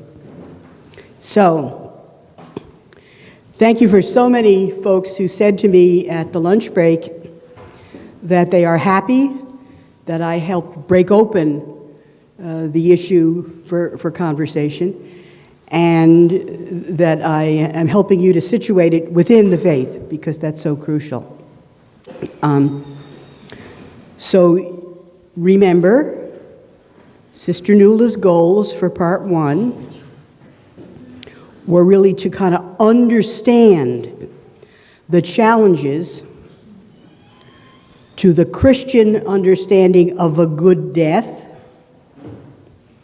and the medieval art of dying, which, see, the bishop knows, he knew it, right? He wasn't even here. The art of dying is the art of living. Ars moriendi is ars vivendi. And then I tried to share with you some of the worries and concerns that I think medical assistance in death presents to us, with particular attention to us as Catholics, Christians, to two things. One is the medicalization of human suffering and dying, making these medical events with medical technological solutions rather than human, spiritual, and communal events. And second, the second thing that the understanding that I'm bringing would propose, in its medicalization of suffering and death, it is the rejection of the Paschal mystery. It is, remember, Jesus, Gethsemane, down there, I don't want to do this. I don't want to do this. We can all recognize that for ourselves. We can see it in our loved ones. I don't want to go through this. But it is but we don't seek suffering. Please understand that. And we have a duty and obligation to relieve it as best we can, but we know that suffering is inherent in life, and that if we can accept it and trust in the Lord. I mean, if Jesus hadn't said yes, that third time he came down from the hill in Gethsemane and said, "We're going to Jerusalem," we wouldn't be here. He wouldn't have been raised from the dead. Yeah. Remember a priest telling me once that he was giving a catechism class in school, grade 3, and he was getting them ready for Holy Week, and one of the things he said was about Easter, he said, no one really knows, what Jesus first said when he awoke in the tomb. And this little, grade 3, little girl, hands up, "Oh, Father, yes, dear, I know what Jesus said." He said, "Yeah, but no one knows what Jesus said." He said, no, Father, I know what Jesus said. Look, he died, and he woke up in the tomb, and he looked at himself, and he stood up, and he said, "Ta-da!"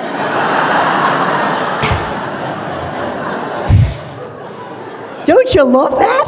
If that is not being deeply rooted in the resurrection, we are a resurrection people. Dying, he destroyed our death. Rising, he restored our life. I believe that my Redeemer lives. Come on, gang, do you believe that stuff or not? So, what I tried to do in part 1 is to root ourselves in the phenomenal experience of God's love for us, so that even the Son comes, takes on our suffering, and brings us this enormous grace of redemption and everlasting life. So part 1 was understanding and belief. What was Nuala going to do with part 2? Walk the talk. Okay. So it's one thing to say we believe, but until we act out of it, So, in part 2, for the next little bit, I want to challenge you, and I'm glad the bishop's back so he can hear it. So you're part of the challenge too. To kind of have a renewed understanding of our common baptismal call to be agents of mercy and compassion. We are not a Christian community. We are definitely not an evangelizing community, only when we worship. We have got to come from worship, particularly Eucharist, and go out and manifest, be the agents of that love and mercy in our world. And then we're back again to thank God for the graces that we were able to manifest, and go back out again. If we are nourished to be part of the body of Christ, we have to manifest it. So what we're going to talk about now is thinking of this medical-assisted death. What might be the challenge of mercy and compassion that is new? That is new. Now, as I start this, I'm going to repeat something I said in part 1, which is, remember all of the advances in medical science and technology? With those also came tremendous organizations of systems and institutions and facilities and services. And that's good, but what I said this morning and will now say more loudly, we have all come to believe that professional resources, services, and supports will deal with all of the issues of the sick, suffering, dependent, elderly, lonely, and marginalized.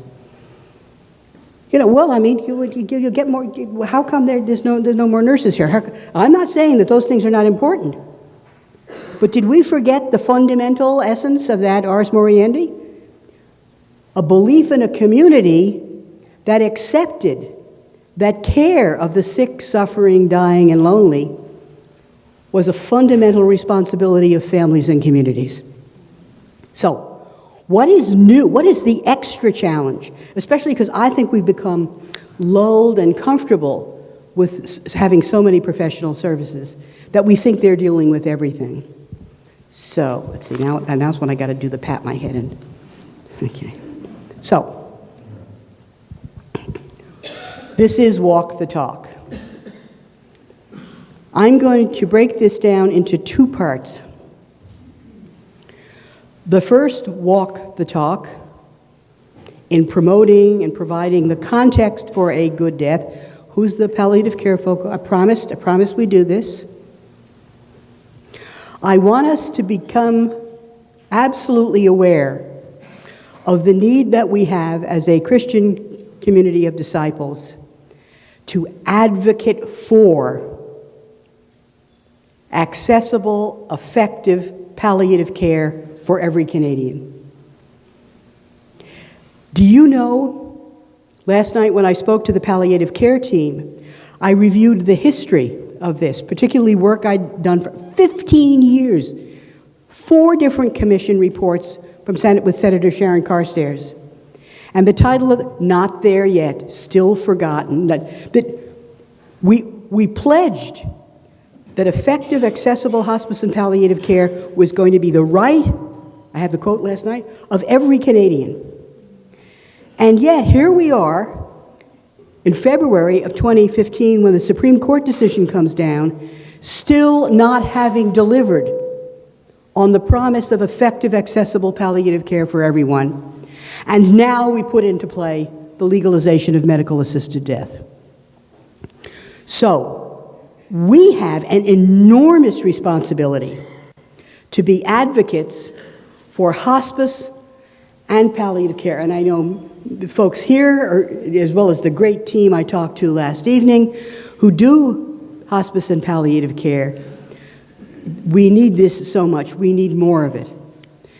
And the worry, and we shared this, and the docs and the nurses and the team last night agreed, one of the worries that we have is that because of medical-assisted death, we'll never deliver on the promise of complete, adequate, that resources will neither go to accessing services more, particularly in rural parts of Canada and in home and community, but will also not do the research into the tough kinds of death, the difficult deaths, the deaths that have neurologic degenerative disease, the deaths with dementia, the deaths that do have serious pain and symptom issues like shortness of breath. So, what I'm saying to you is, this is political advocacy for palliative care because hospice and palliative care have provided the context that is most compatible with those conditions of a good death in the 20th and 21st century. The philosophy of hospice and palliative care most fit with the features that we identified this morning of a good death. Pay attention. Palliative care. Fundamental philosophy of Dame Cecily Saunders.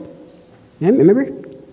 September 67, the same month as the first successful heart transplant. This first bullet is the fundamental philosophy, and it is still in the World Health Organization definition of palliative care. Palliative care neither hastens nor prolongs dying. Doesn't hasten it, doesn't hurry it up, doesn't end it fast. But it also doesn't prolong dying. It doesn't keep, remember that people aggressively trying to see if they could in fact avoid death? Fundamental philosophy. Second philosophy of palliative care. Remember the features of a good death. It balances pain and symptom control with fullest participation in those last things. And we remember the last things? Most important things at the end? Thank you. I'm sorry. I forgive you.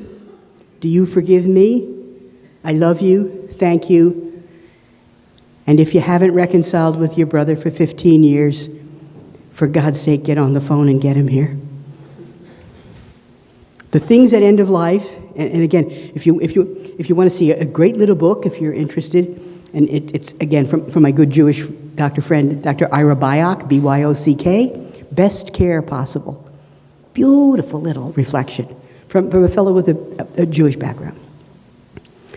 So palliative care provided, with this philosophy, the context that was compatible with our understanding of a good death. Look at the third point. In contrast to most of medicine, not pediatrics. So in pediatrics, the child and the family were always considered, they're both the object of care. But in a lot of medicine, I mean, the family is like, or the intimate others, as I said, if it's not family, kind of extraneous, because the patient becomes an object of care. But the issue of palliative care is it focuses on the dying person and their intimate others. So look at the three founding points in philosophy. Neither hastens nor prolongs. Balances, that's where the balancing that we talked about with the example, they're constantly trying to balance the management of pain and other physical symptoms with the ability to do your last things. So, even again, just go to Jesus on the cross. Look, until his very last breath, he was working out our salvation. So what has happened in modern healthcare is we have made the dying person an object of care, in contrast to the old days that we talked about when Grandma was in the back room of the big farmhouse, where Grandma's dying taught the rest of the family. The role of the dying person as a teacher and as a person who facilitates a kind of family response is lost because we medicalize it, so the patient becomes an object. Palliative care in these 3 points, totally compatible historically with the conditions for a good death in the long-standing Christian tradition. But today, I have to tell you, and even the bishop, Dr. will know, the Canadian Conference of Bishops has done some wonderful writing about the need to promote and support palliative care. And they're absolutely right. But, so I'm so glad he's back. No, this is serious. I tell this to my own bishop, Anthony Mancini, all the time. I said, Bishop Tony, look, this is the right way to go, but you need to understand, palliative care that we're supporting is now being threatened itself. Our notion is that palliative care is an alternative to medical aid in dying, not that medical aid in dying is one of the lists of possible options in palliative care. And we know that, remember, protection of conscience? We talked about that earlier. It's not just the issue of faith-based, and you folks in Ontario think you've got some temporary relief. It's temporary, I'm telling you, unfortunately. But the issue is not just for persons of faith. Persons who went into palliative care because they believed in this philosophy now are faced with a contradiction. Dr. Jose Pereira, who's now, he's going to be on the Queen's faculty, but he's Lake Kate or some places where his site is. He came from Gruyere in Ottawa. Jose has written beautifully on this. He was in Switzerland in a fabulous hospice palliative care unit that was developing there when the Swiss allowed medically assisted death to occur in the palliative care unit. He wrote about what happened to the philosophy and the integrity and the camaraderie and the ability for mutual support. Thanks, because it's okay. Thank you. So very, very serious issue. But step one in Walk the Talk, really advocates for hospice palliative care, but recognizing this little cautionary note that we are understanding hospice and palliative care as it was originally conceived. And it itself is threatened, just as faith-based reasoning is. So when I talked to the palliative care folk last evening, I mean, they acknowledge, they've just one little, so you understand the moral distress of some of our wonderful folk in hospice and palliative care. Very important. And there are a few folks around who do palliative. You talked to me earlier. The folks who are in hospice, in my archdiocese, we have no Catholic hospital. But we have tons of Catholic healthcare workers, doctors, nurses, administrators, long-term care facilities, as well as in our hospitals. And we've identified, in work that I've done for my own archbishop, that the moral distress in people who are in these units with this happening is phenomenal, particularly for Catholics, but not just. It's for also the palliative care folks. But you know what happens?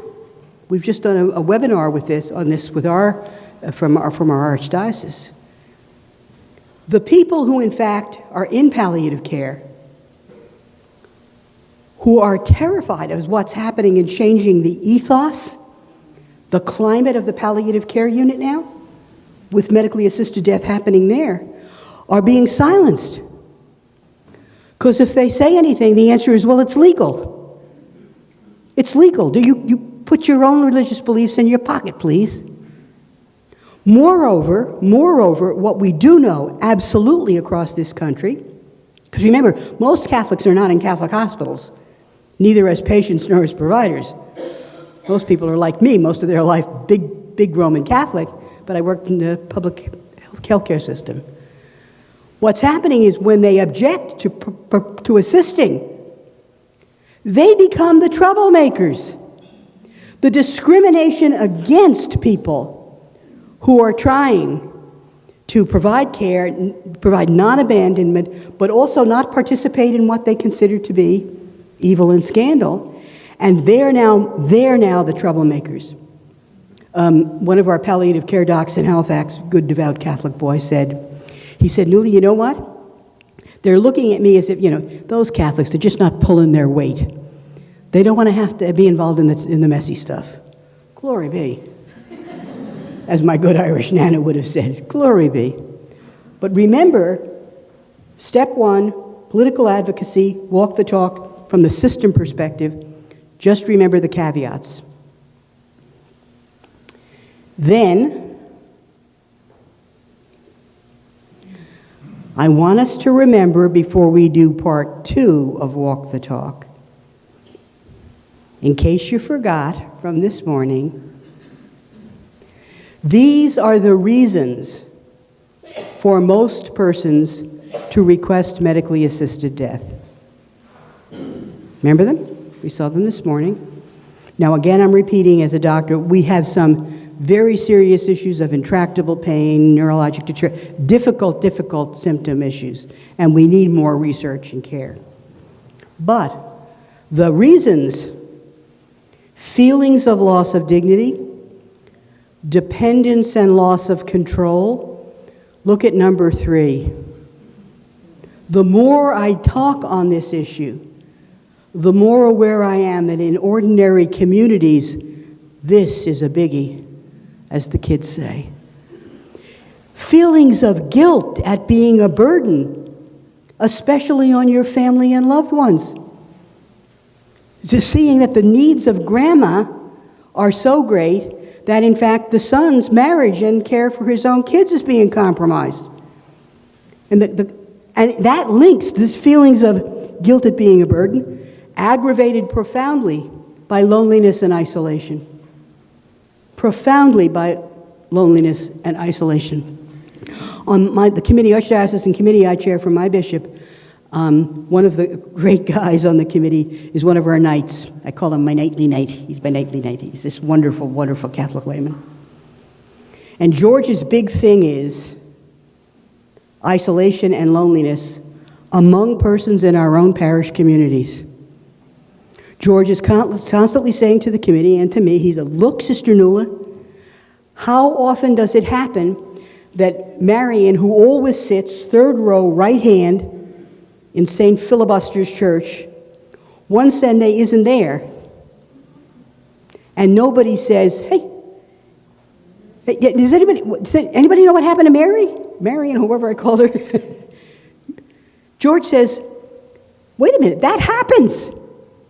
The person has been part of our faith community there, and nobody feels that the community immediately has to say, oh my, anybody checking on her? What, maybe she's unwell, maybe, and especially if she's alone and isolated. If her only kids are out in Alberta and this is happening in Halifax. So, I want you to begin to think, not from my experience, but from yours, of the kinds of situations you know that fulfill these conditions that are the reasons people ask. And then do this for me. Link guilt at being a burden to others, isolation and loneliness, and uncertainty regarding future care needs. This is, as we would say, a perfect storm to say I'm better dead. I'm too much trouble. This is too scary. This is too scary.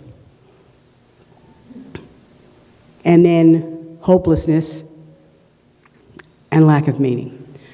So, if those are the reasons people actually request medically assisted death, let me finish that. I can't, interruptions don't help me. Sorry. If those are the reasons, then the second part of Walk the Talk, first is political advocacy, the second is far more personal. It is what my BFF, Pope Francis, love Pope Francis, even with his failures, love my Pope. This is a man of God. He talks about the art of accompaniment. Now, this is interesting.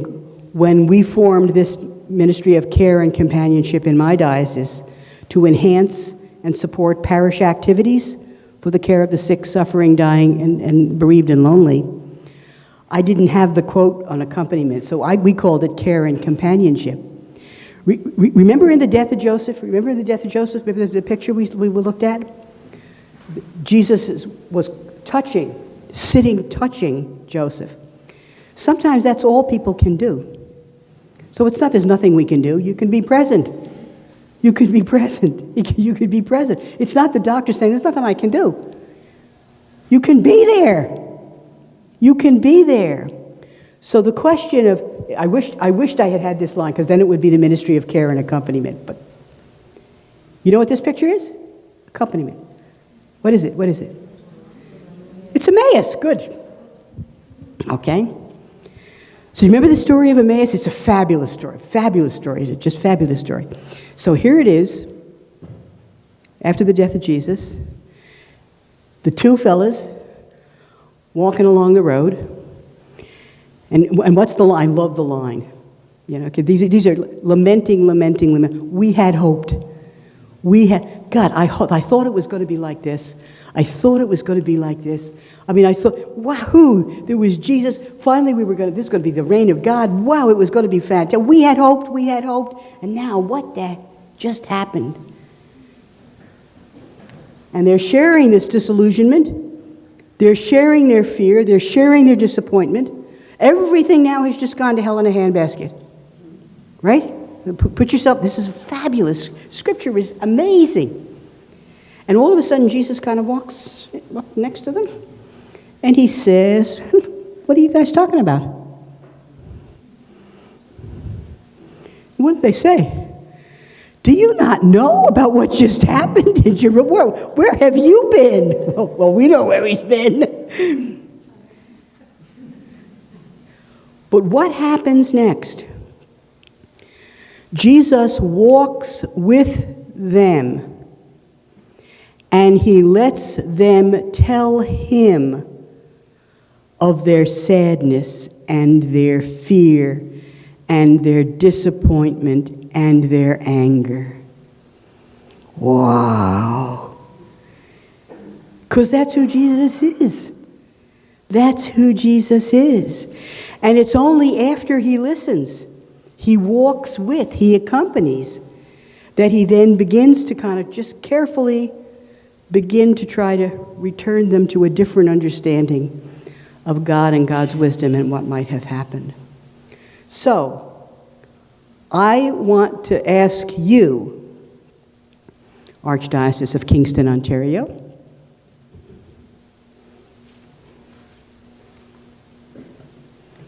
who needs accompaniment today? Here, now, in your place, in our time. I'm going to make a suggestion that minimally, from Nuala's perspective, it's clearly the acutely ill and the hospitalized, those who are getting bad news, fearing bad news, in the midst of the second or third course of chemotherapy, waiting for a cardiac transplant, huge issues of support. So the hospital chaplaincy and parish visiting of the sick, huge, huge issue. To keep linked, that the community cares. Chronically ill and handicapped. You heard me say this morning about the elderly, I'll say it again more broadly. When people are in hospital, sometimes too much money is spent on acute technology, especially when they're not acknowledging its limits. But we spend gazillions of dollars. The elderly woman I talked about, who's in the book, independent one, thousands of dollars worth of care in hospital. But then she couldn't go home to her apartment. And there was no long-term care facility for her. And or the one that's finally found is miles from the parish that she was connected.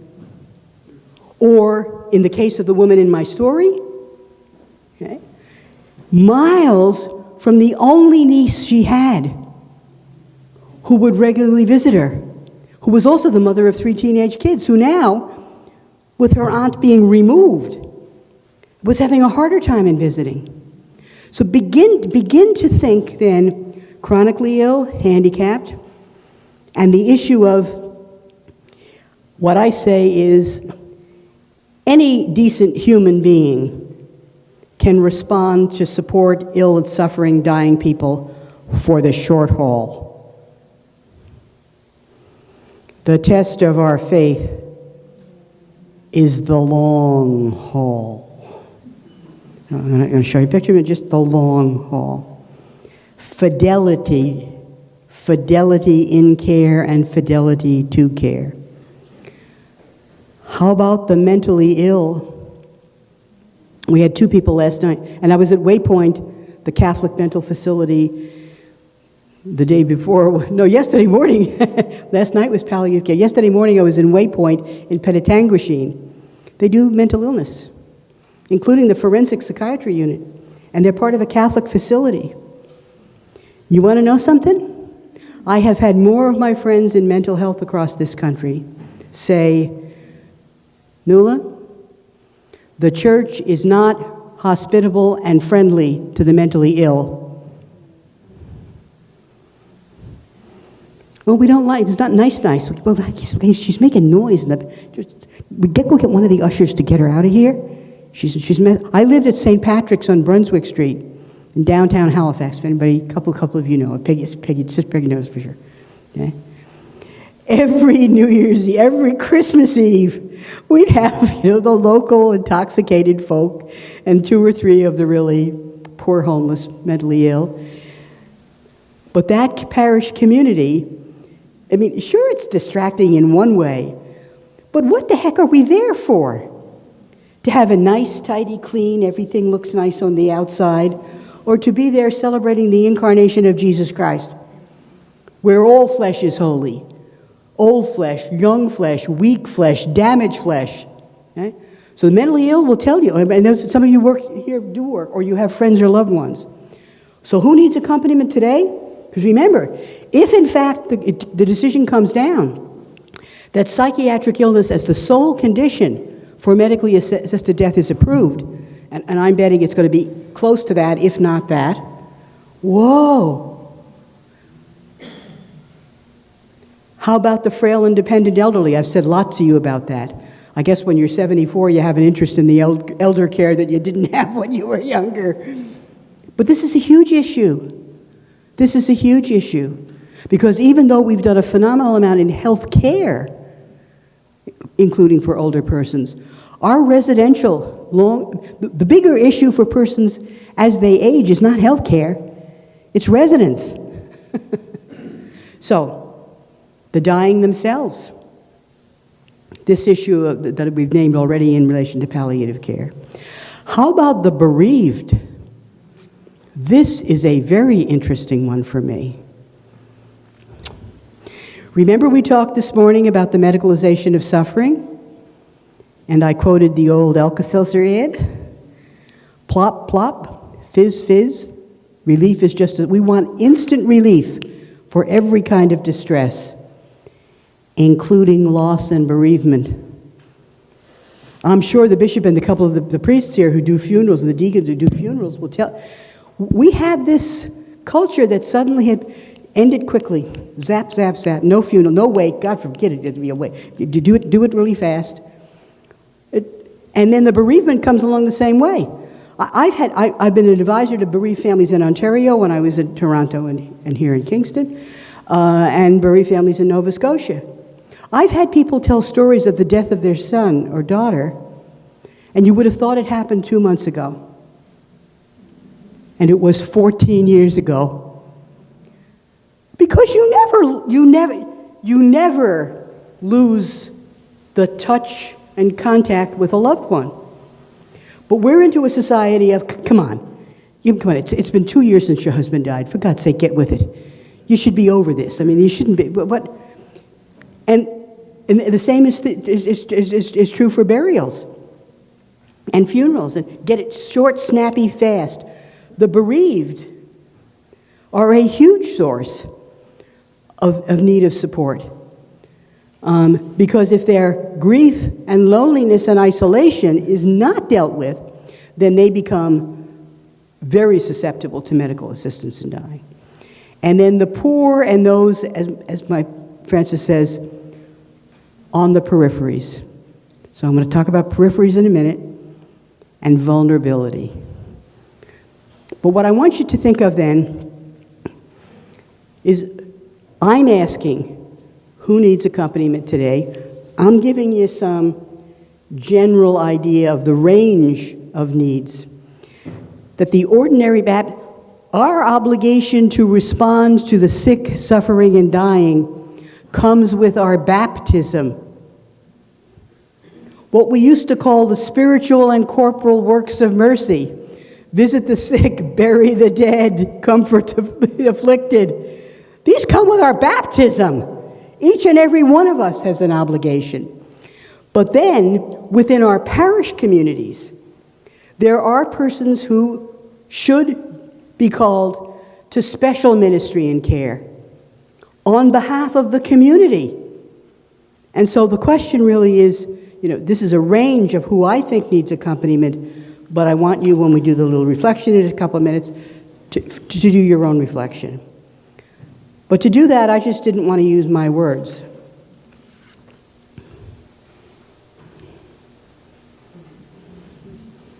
I want you to look at real, live people. And I promised a couple that I had lunch with who have a daughter who has Down syndrome. Teenager. How old again? 13? 12, thanks. Okay. First thing that Nuala will say to you as a pediatrician, you know the story in Scripture about, the women of the street will get ahead of the righteous who are waiting to get into heaven. I mean, I believe there are some people who we've looked down upon and they're going to zoom into heaven. And all of those who are fancy schmancy looking good we're going to be waiting online for a while. But do you know who's going to get there even faster? Two groups, guaranteed. Nuala knows this is happening at the pearly gate. The parents of chronically ill and handicapped children and the spouses of those with dementia. They're going to have such a rapid transit right into heaven, right into heaven. Because talk about the burden over the long haul. Anybody can do it for a week. Most could even do it for 3 months. How about 37 years? And being yourself now 72 and terrified at who's going to care for your handicapped 42-year-old when you're gone.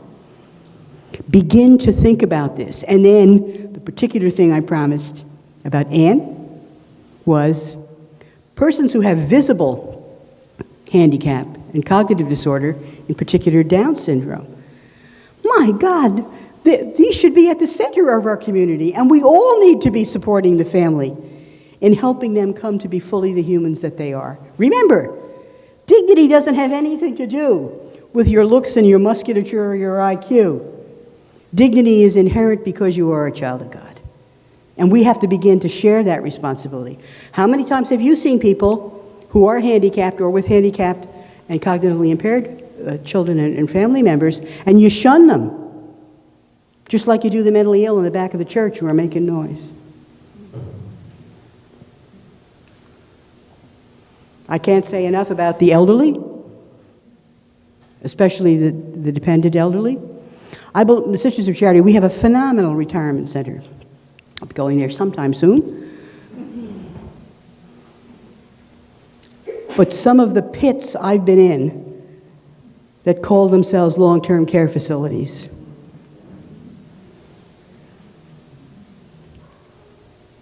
God's going to really punish us for that.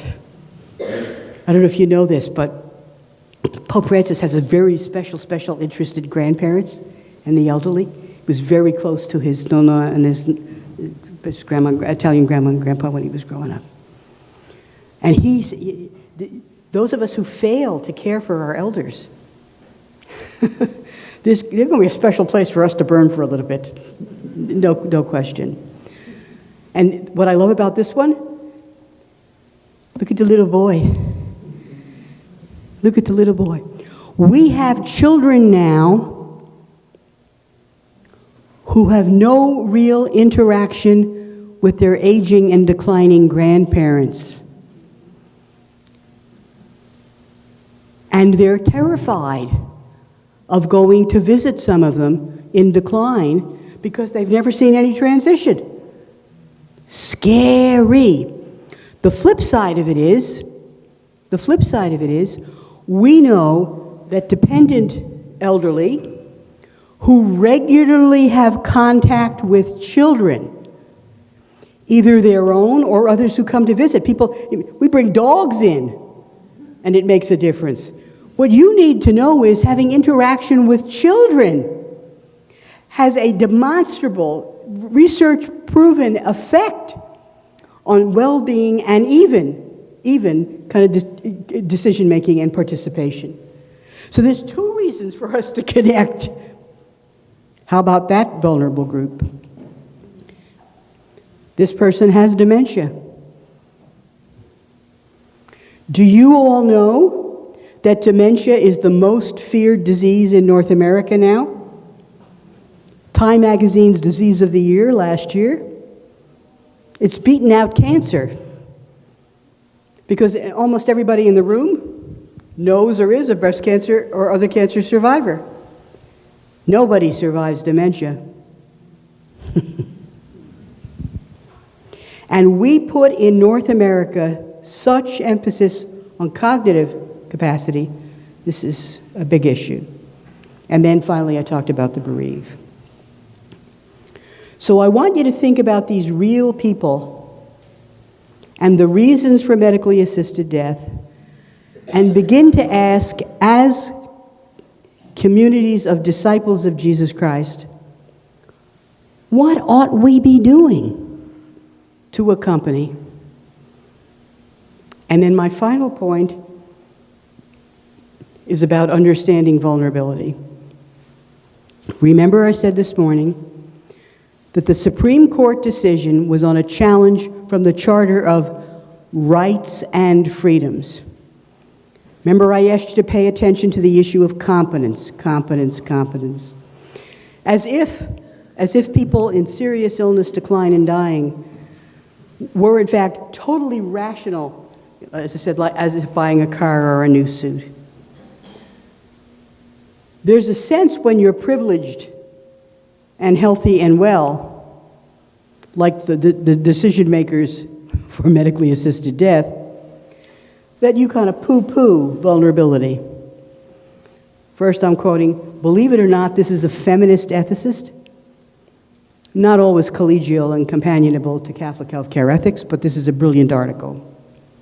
She's talking about understanding vulnerability, that there is an inherent vulnerability in our being embedded individuals, embedded in our bodies and embedded in the need for other folk. You couldn't even nuke your supper tonight if somebody didn't provide the electricity, make the nuke, grow the food, harvest the food, get it. Come on. The idea that we're independent.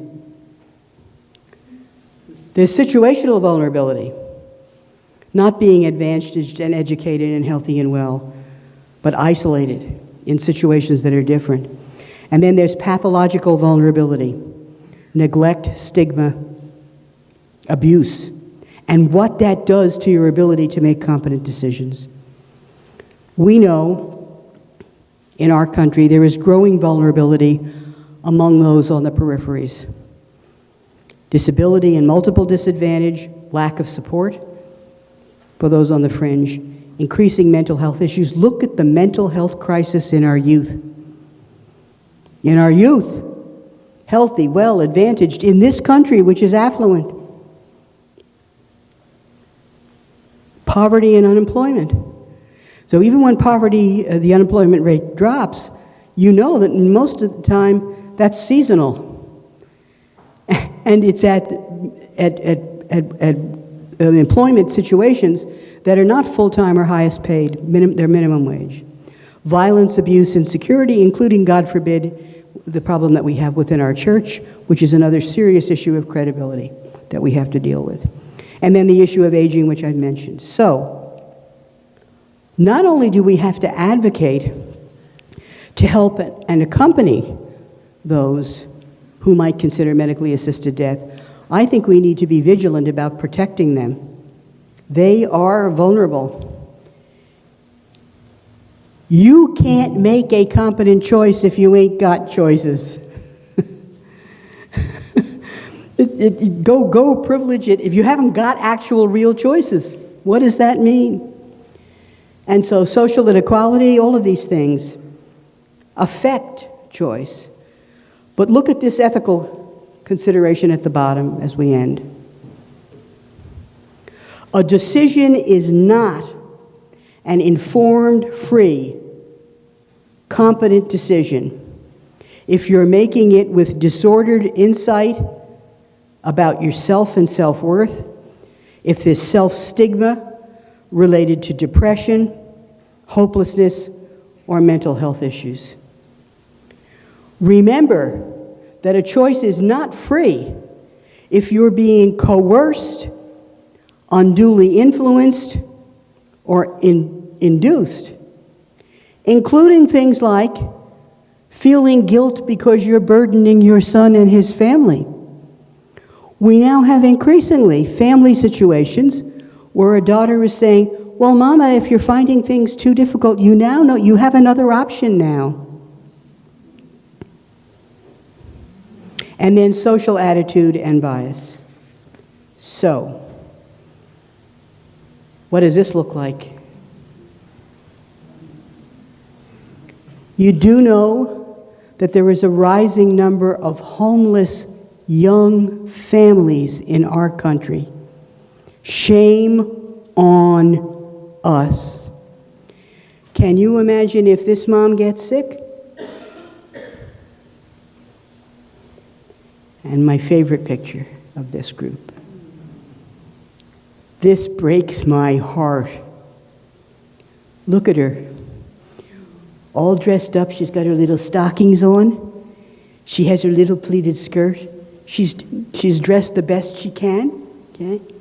And everything she owns is in these little bags, and she's eating out of a can.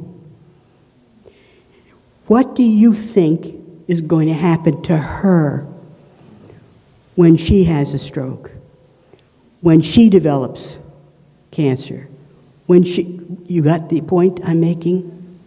So, in Walk the Talk, the questions are now over to you.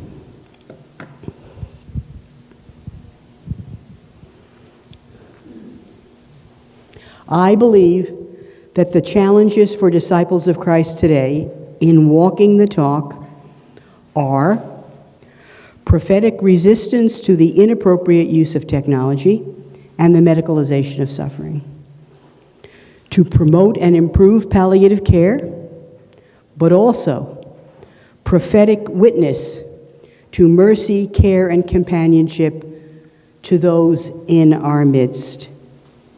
So your reflection questions for the next half hour. Have you prepared for your own dying? Remember, I asked you this morning to begin to think about things. What is your experience of a good death? And what do you most fear about dying? Now I'm going to ask you, so have you thought about it? Have you shared with your family, particularly if you have family members who are in support of medical assisted dying, who in fact might even think they would be helping you by encouraging and promoting you to consider it? Do you support hospice palliative care? Because you need to know, palliative care still. There are family members who'll say, don't you dare mention palliative care to my father because he'll lose hope. Glory be to God. Sorry, Nana, that's a great line. This is serious stuff. This is serious stuff. What is your community? Think of your own parish. Think of your own parish. Huh? What is your community response to the sick and suffering in our midst? I've been in some places where when I've asked this in parishes or for groups that had multiple parishes, and some people would say, look, I do more for the sick and suffering through the Lions Club than I do through my parish. I'm not saying that the Lions shouldn't be doing it, but the Lions are doing it out of the goodness of their heart. We should be doing it because it's part of our baptismal call. Right? And then finally, are you paying attention to the issue of vulnerability? Because if you haven't been doing in your own parish communities and local communities care for the range of sick and suffering, then you better begin to think about vulnerability and how you're not helping relieve some of the situations of suffering that might cause people to think they were better dead. So these are just some small questions for you to answer in the next half hour.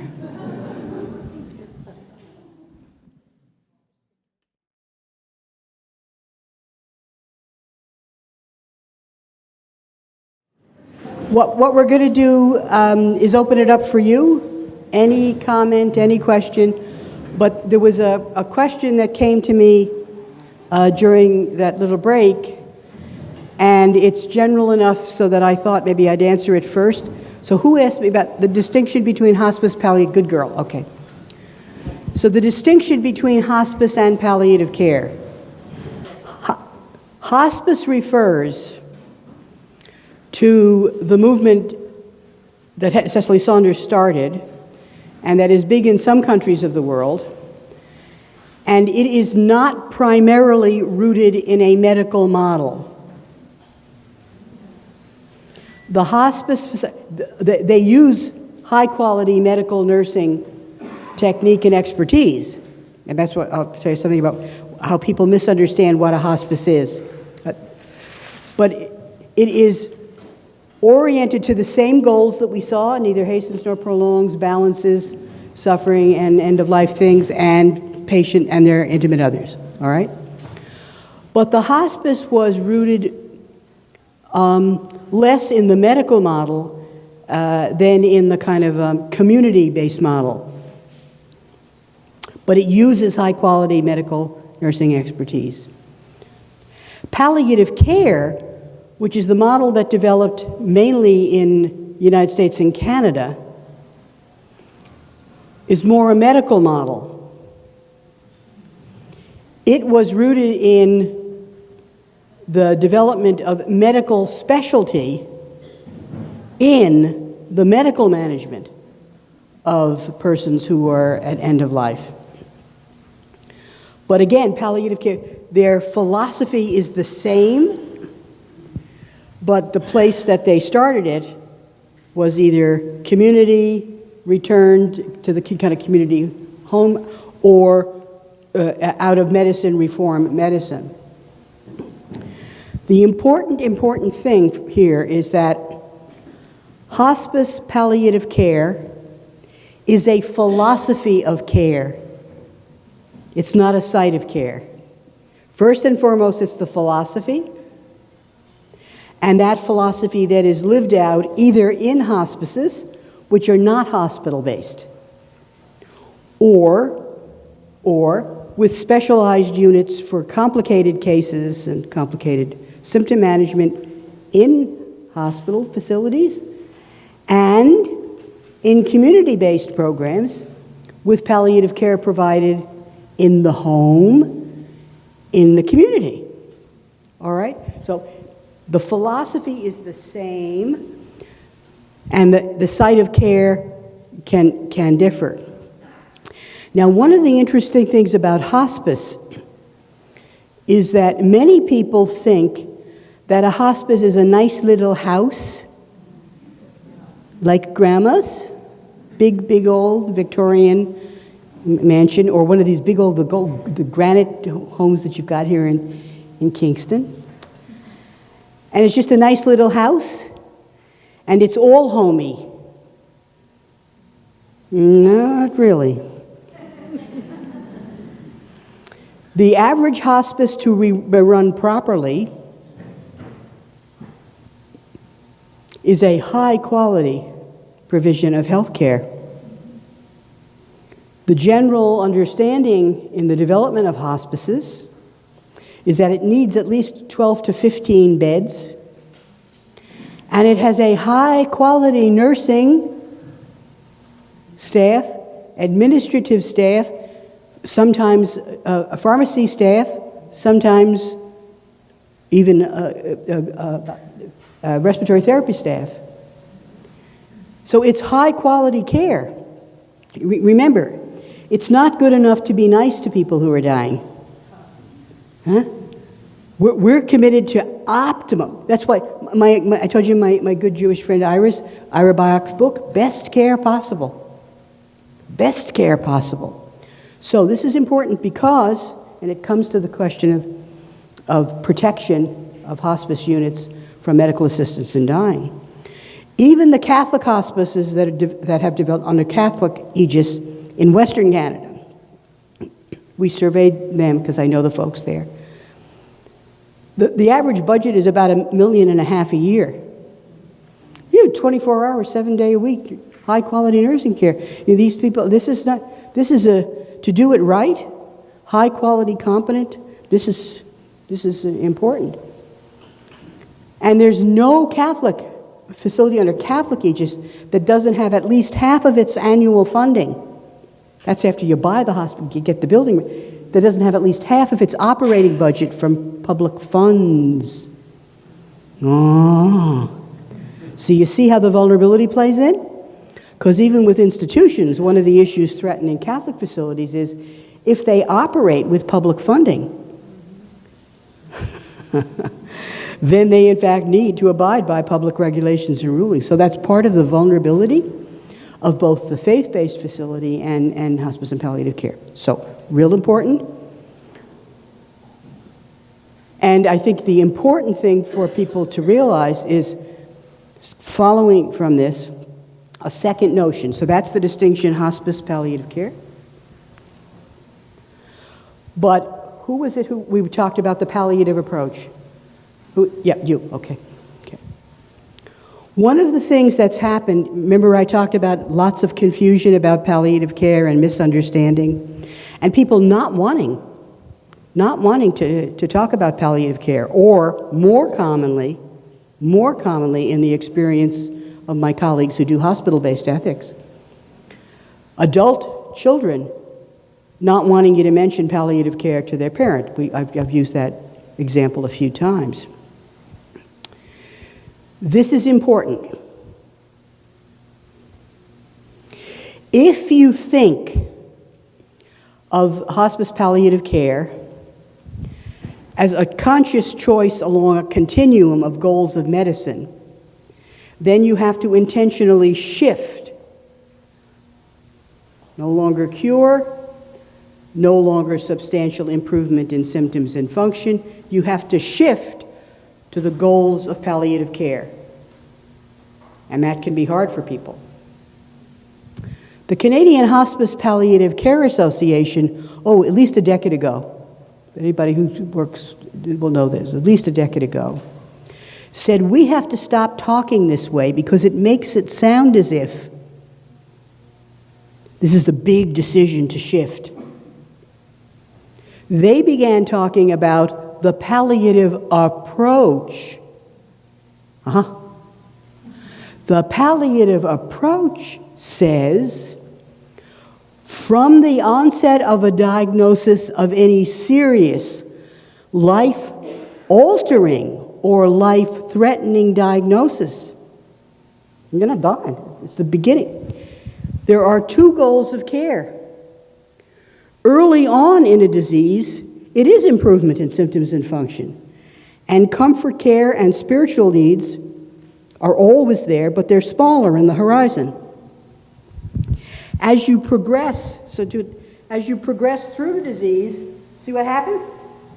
The goal of spiritual care, end of life, last things, and the goal of improvement in function shift. It's a transition that then naturally is constantly asking the question, so what is the condition of the patient today? Look, I've been involved in so many, I don't do direct bedside ethics, but I helped out our team at the Halifax Infirmary and the Victoria General Hospital for a number of years in consultation. And what you discovered was you'd have all these families pushing for more treatment, or even sometimes, rarely, but sometimes it was the patient. They were pushing and they couldn't give up. They couldn't give up. And sometimes it's I can't give up because my son will be mad at me if I give up. All that coercion stuff we talked about. But what we discovered is if you actually got people into a room with the dying person in the bed, so the bed is the table, okay? And here we are, the doctor, the nurse, the hospital chaplain, the sister, the brother, the son. And you ask the question, what's happening here?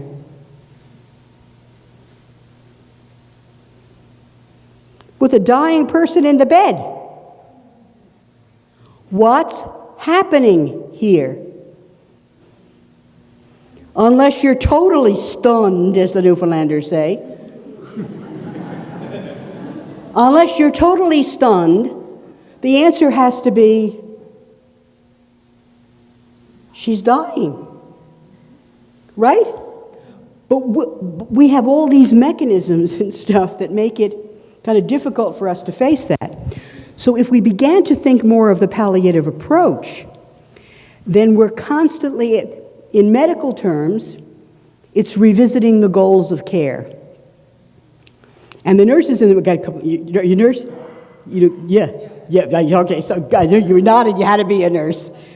The goals of care change dependent on the situation of the patient. So we don't fix to cure, or someone was describing a very, very kind of typical but a serious example of someone who is dying, but she has a goal of something personal and familial that's happening in the spring. And she's asking for all kinds of intervention because, damn it, she is going to survive till the spring. Now, think of this. In one way, that may be one of her last things. On the other hand, if she's actively dying and she's still asking for medical interventions, she's prolonging dying. She's not prolonging living. And some of what she hopes for may, in fact, not only not be possible, but preventing her from dealing in the here and now with the last things that are right in front of her. So this is serious stuff. So two things that people brought up. Hospice palliative care, same philosophy, kind of different starting point. And it's a philosophy of care. And the second thing is that we need to begin thinking about the palliative approach from the beginning so that it's not this big thing.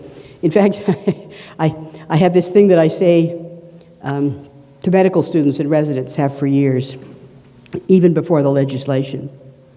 I've said to resident groups, if I ever hear that you say to a patient, there's nothing more we can do, now we'll consult palliative care, I will rise from my grave and haunt you.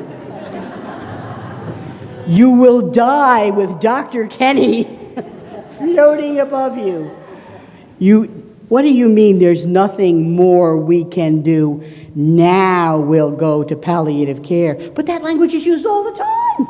All of the time. Squeaking, I'm losing my voice. All of the time.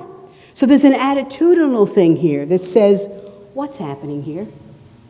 And if it's dying, for heaven's sake, don't put off making that as much as possible a good death, that all of those end-of-life things can happen. Okay, anything you want to say for the night? We got 20 minutes, and then I'm gone because I'm getting tired.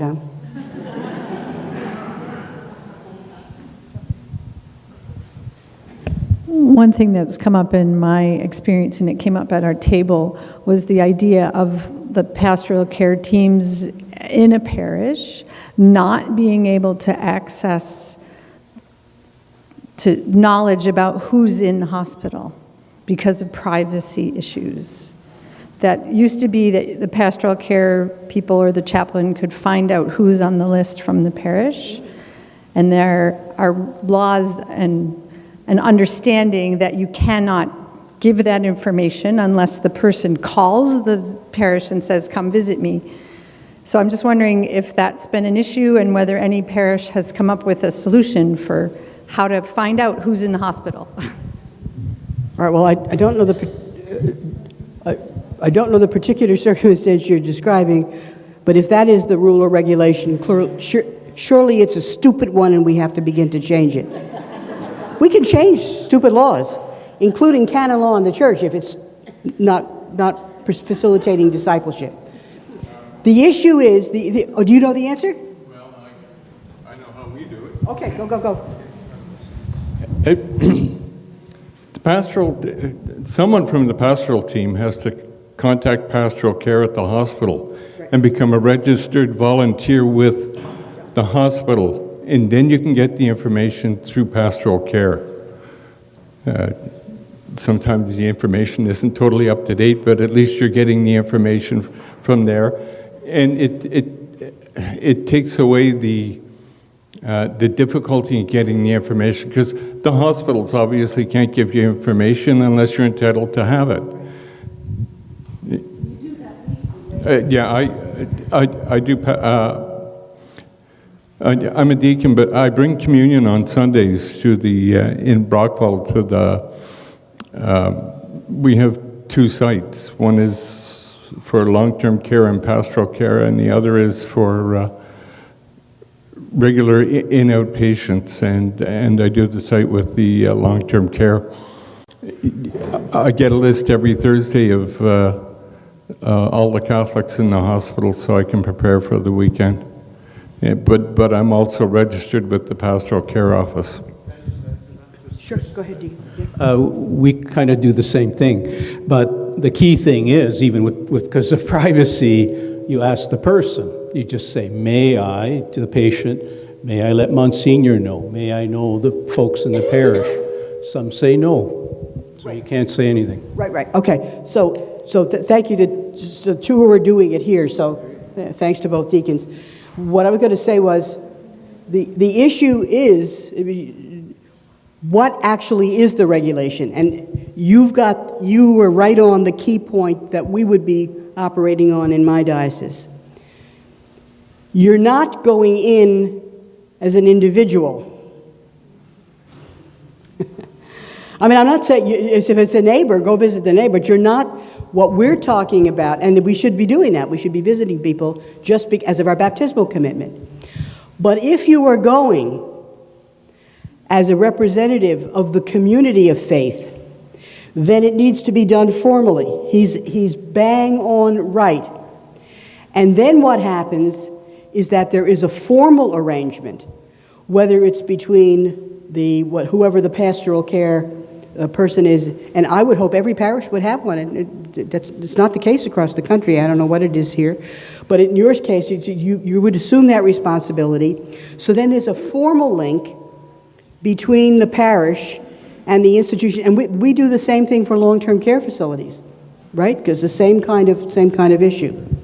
So I think the important thing is first that there are ways to deal with this, but they have to link with, they do have to respect privacy. When I said there are stupid laws, I'm not saying we ignore privacy, but there are ways to do it, and on the legal side, they're making it, you said it beautifully, you can get the information because you have an accountable reason for it, right?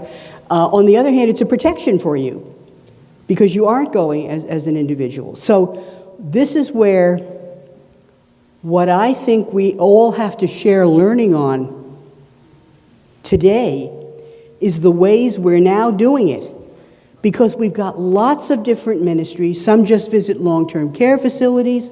Some visit we need to share in every diocese what's happening, what works, what kind of training. Whoa. We actually, in Nova Scotia, I don't know, but this, in Ontario, so in Nova Scotia, we actually have a Nova Scotia little diploma 2-day, full-day program in home palliative care visiting. All right, do you have anything like that here? So, all right, okay, so what it is 2 full days, I think four lectures each day. We do it over 2 Saturdays. And you got to be screened, because hey, everybody in this room knows this. There are people who, I'm the best visitor for the sick since socks, and it's not socks, it sucks. You're the worst person in the world to go visiting people when they're sick. So this is why, if it becomes the community of faith, there's also this discernment that some people just aren't, you may feel called to do it, but it isn't your call. So this particular program in our province, the genius of it is one of our Catholic lay women, Diane, I think it was 8 years ago, had seen this in her heart. She works for Chalice, which is the Catholic charity. But in her heart, she had an uncle who died, and from that she wanted to commit to improve care of the dying. So she got the program from the province, and remember, it's not home palliative care. That's what the doctors and nurses to do. Sometimes you got to get. That's not what you do. It's home palliative care visiting. It's the ministry of visitation and accompaniment, right? So she got this program, and the way it was set up, the first morning was on ethics. And then there's experience of the long-term care, duties and obligations of a volunteer. It's 2 days, okay? So, as I said, 8 lectures in all. And she called me and she said, would you do the 2 sessions in the morning on ethics and be able to do it so we fulfill the obligations of the secular ethics understanding and we put it in the context of faith? Ah, she was brilliant. So I've done this now, easy, I've done a dozen or 14, and I'm booked now again for February. I do the whole morning, and so I actually do the theological foundations of visiting the sick. And then I talk about church teaching on visiting the sick and understanding some of what that might be, the baptismal call. And then the second session is getting them to understand what modern bioethics would expect about informed choice, advanced care planning, substitute decision, because the visitors get into situations where, you've got a son or daughter they need to understand what some of those ethical issues are. So what I guess I'm saying to you, we have historically always had people from parishes, lay people, assisting the priests, and now then more recently deacons, because that's the deacon's job. The deacon's job, deal with the widows and orphans and the sick. Yeah, that's what I said. That's the deacon's job. But there are lay people who are called to these ministries now, clearly. The issue is bigger than all of us. So what we need to do now, I'm convinced of this. That's why it's the volunteer activity I do in my own diocese whenever I'm home. We need now to learn from each other about the best things that we've developed in different parishes. Communion to the sick is, in fact, a ministry. And just a little aside, so Bishop, I hope I don't say something that makes you. I am very upset that there are people who, in fact, will take communion to the sick from Mass, and there's no formal linkage of the Eucharistic community and the person being sent from that community with the host. There is a ritual for that. And I think that should be, when we do it, and we certainly do it at Caritas, the Sisters Retirement Center, that anybody who is doing that, they're called up. So the people come with their little picks, and the priest says, go from this community of faith, and share.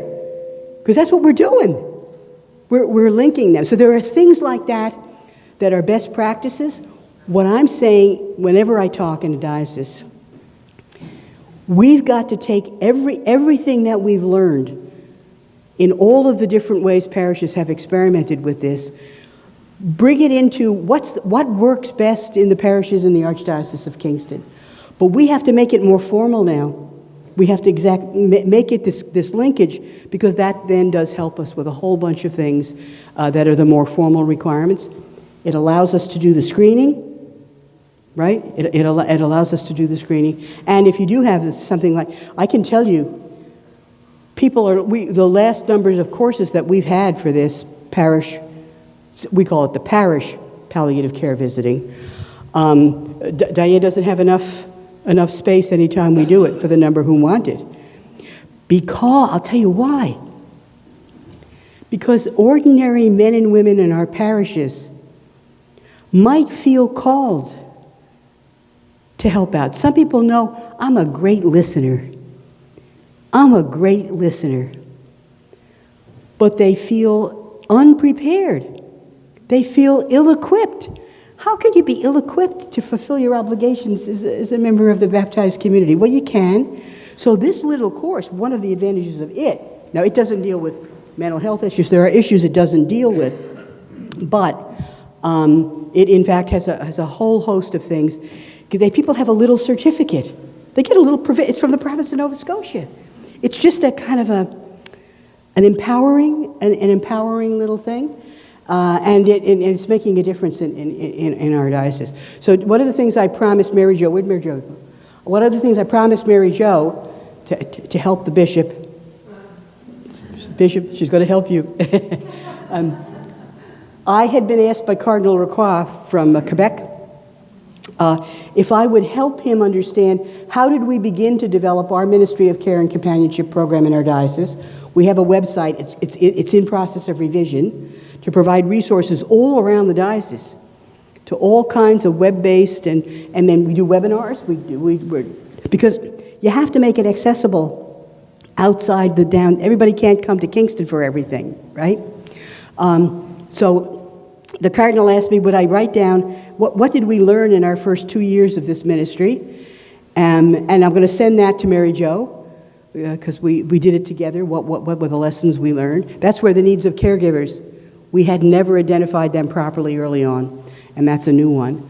But if you also go to the Archdiocese of Halifax-Yarmouth website, www.halifaxyarmouth.ca/.org/care, you'll come up on the diocesan website for the ministry. And as I said, wait till we get our new website. It's going to be terrific. But what I'm saying is, you've done stuff. You've learned some good stuff. But we have to now, I think, all do this in a more intentional way. And this is who is talking about where are the men? Who said that to me? Where are the men?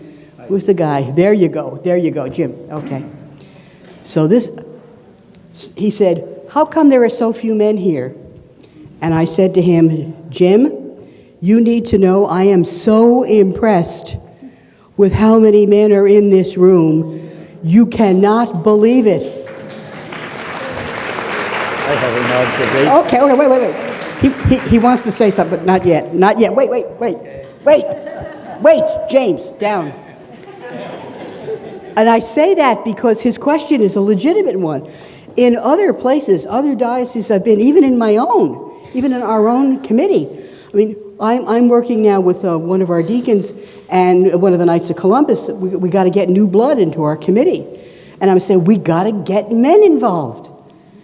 And the reason is not just because we need men who can participate, but there are men who are sick, suffering, isolated, and dying, and they need men to assist them in pastoral care. It's not that I don't, every woman doesn't need a woman care, but there are some situations where it's only another guy who can empathize with certain kinds of situations. So Jim's point was well taken, but you're the best percentage of men I've ever seen, so good on you, Bishop. I've had a couple of observations and approached Sister Doctor about them. It seems to me that men, and I'm one of them, being outnumbered here 12-1 is all right, though, aren't walking the talk or talk the walk. They seem to be leaving the business we talked about today about dying and choices that are being made are being left only to women. Yeah, no. I couldn't agree with you more. Okay, we're at 3 o'clock, but let's do 10 more minutes, and then if I don't collapse before the end of the 10 minutes, then we'll send you home. Any other big comment? But I mean, I'm really hoping that I've helped you to understand kind of we do all need to do the next steps and walk the talk. Want to say something? And if there's anybody else, just put your hand up so we'll take you as the last. So I just want to say I'm grateful for having come, and I think you have a prophetic voice, and thank you. But the burning question that I have is, you mentioned around 80% of Catholics believe that euthanasia is okay, and it's very disturbing to think that, and I think you've answered what can we do. I think getting deacons involved, but how could we improve that situation if that's...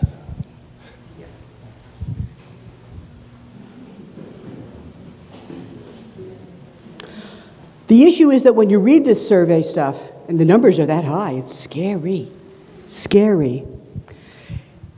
I believe it's in large part because of what I said at the beginning this morning. Catholics really aren't getting what this is really about. I mean, they're not getting it from the spiritual perspective in terms of, so part of it is they're saying, well, I mean, because you do know this, that the church, certainly the CCCB had been criticized, and I know this from work I've done with them and for them. Catholics who are against medically assisted death are seen as the people now who are being lacking in compassion. Because we won't end your life for your suffering. We're the ones who are lacking in compassion. Compassion to suffer with. So there's a really interesting, again, corruption of language. So I think the issue that we're facing here is, I truly believe, because I've done this now, I don't know how many of these large, not all of them have been diocesan, so again, thank you to the bishop and to Mary Jo for inviting me. But big audiences, multiple parishes, and then some dioceses on this issue. And priest study days, I'm going to say something about priests. Okay, still a few of them here, but a bunch of nice fellows, priests who talk to me through the course of the day. The issue, I think, is not really understanding the magnitude of what this is. Okay? And that does relate then to, we need more education on this. And what that also means is, the last thing I want is priests from the pulpit doing the hell and damnation thing on assisted suicide.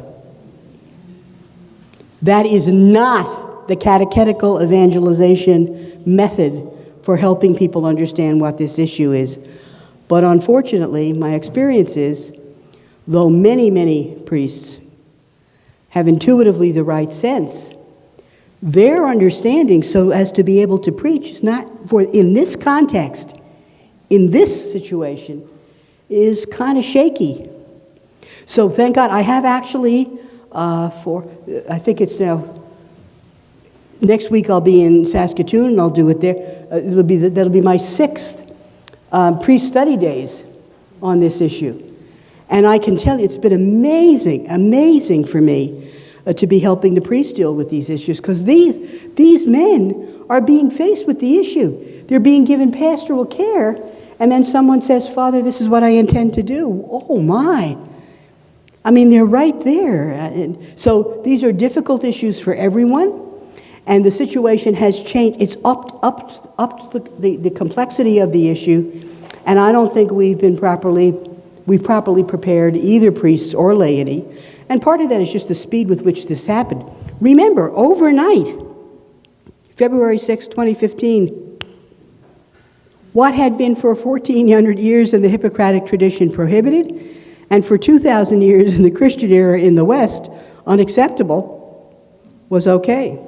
Just a little adding to this. So next Thursday, I'm a bigger concern. Remember, I'm a pediatrician.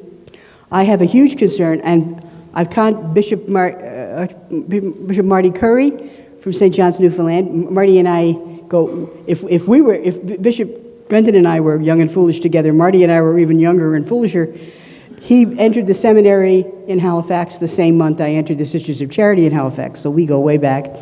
But he's been chair of the CCCB Committee on Catechesis and Evangelization. So I've been in touch with him, and actually next Thursday with this big pedagogy thing, I'm going to be meeting with Bishop Burgee, who is taking on something for you in Ontario with youth catechesis on this. Okay, listen to this. You think this? If Catholics who've been taught minimally that euthanasia is wrong, even if they're not understanding exactly that that's what we're talking about here, if 80% of them don't get that, can you imagine what a 12, 14, 21, 22-year-old for whom the idea of choice and control and medically assisted death is now the new normal? How, in the name of all that's good and holy, are we going to evangelize these young people? This is a crucial issue. So the educative task is even bigger. Okay, the one final remark. Was somebody over there? Did you? I was just going to ask if we could have the seminarians being trained like everywhere on these issues. Oh, well, you don't ask me that. Tell that to the bishop, and he can recommend it to whomever. I would hope absolutely, because that's certainly a way to get to some of the younger priests. But I will also tell you, my experience is really hard to get all bishops in agreement with approaches. But I think all bishops, and I think your bishop is now going to speak, so he could. I think every bishop I know understands down deep this is a serious issue, and it's an issue of education and credibility for everyone, new priests, old priests, young people, and those of us who are gray-haired and facing these questions. So, but it's like many others.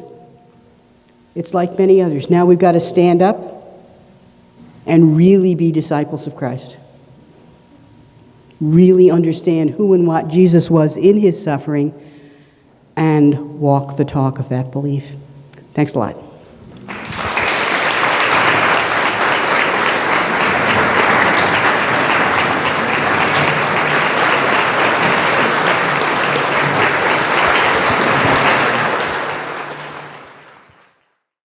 And before we close, I would just like to call upon the Archbishop to say a final word. Thank you all for being here today.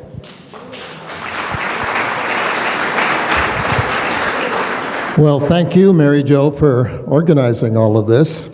I think that it was a wonderful initiative, and I'm sure that all of you have appreciated what Sister Nola has been able to give you today. So as you go home, if you'd like to stand, we'll give you a blessing. The Lord be with you. Blessed be the name of the Lord, both now and forever. Our help is in the name of the Lord, who made heaven and earth. And may Almighty God now bless you all, the Father, the Son, and the Holy Spirit. Amen. So safe home, everyone.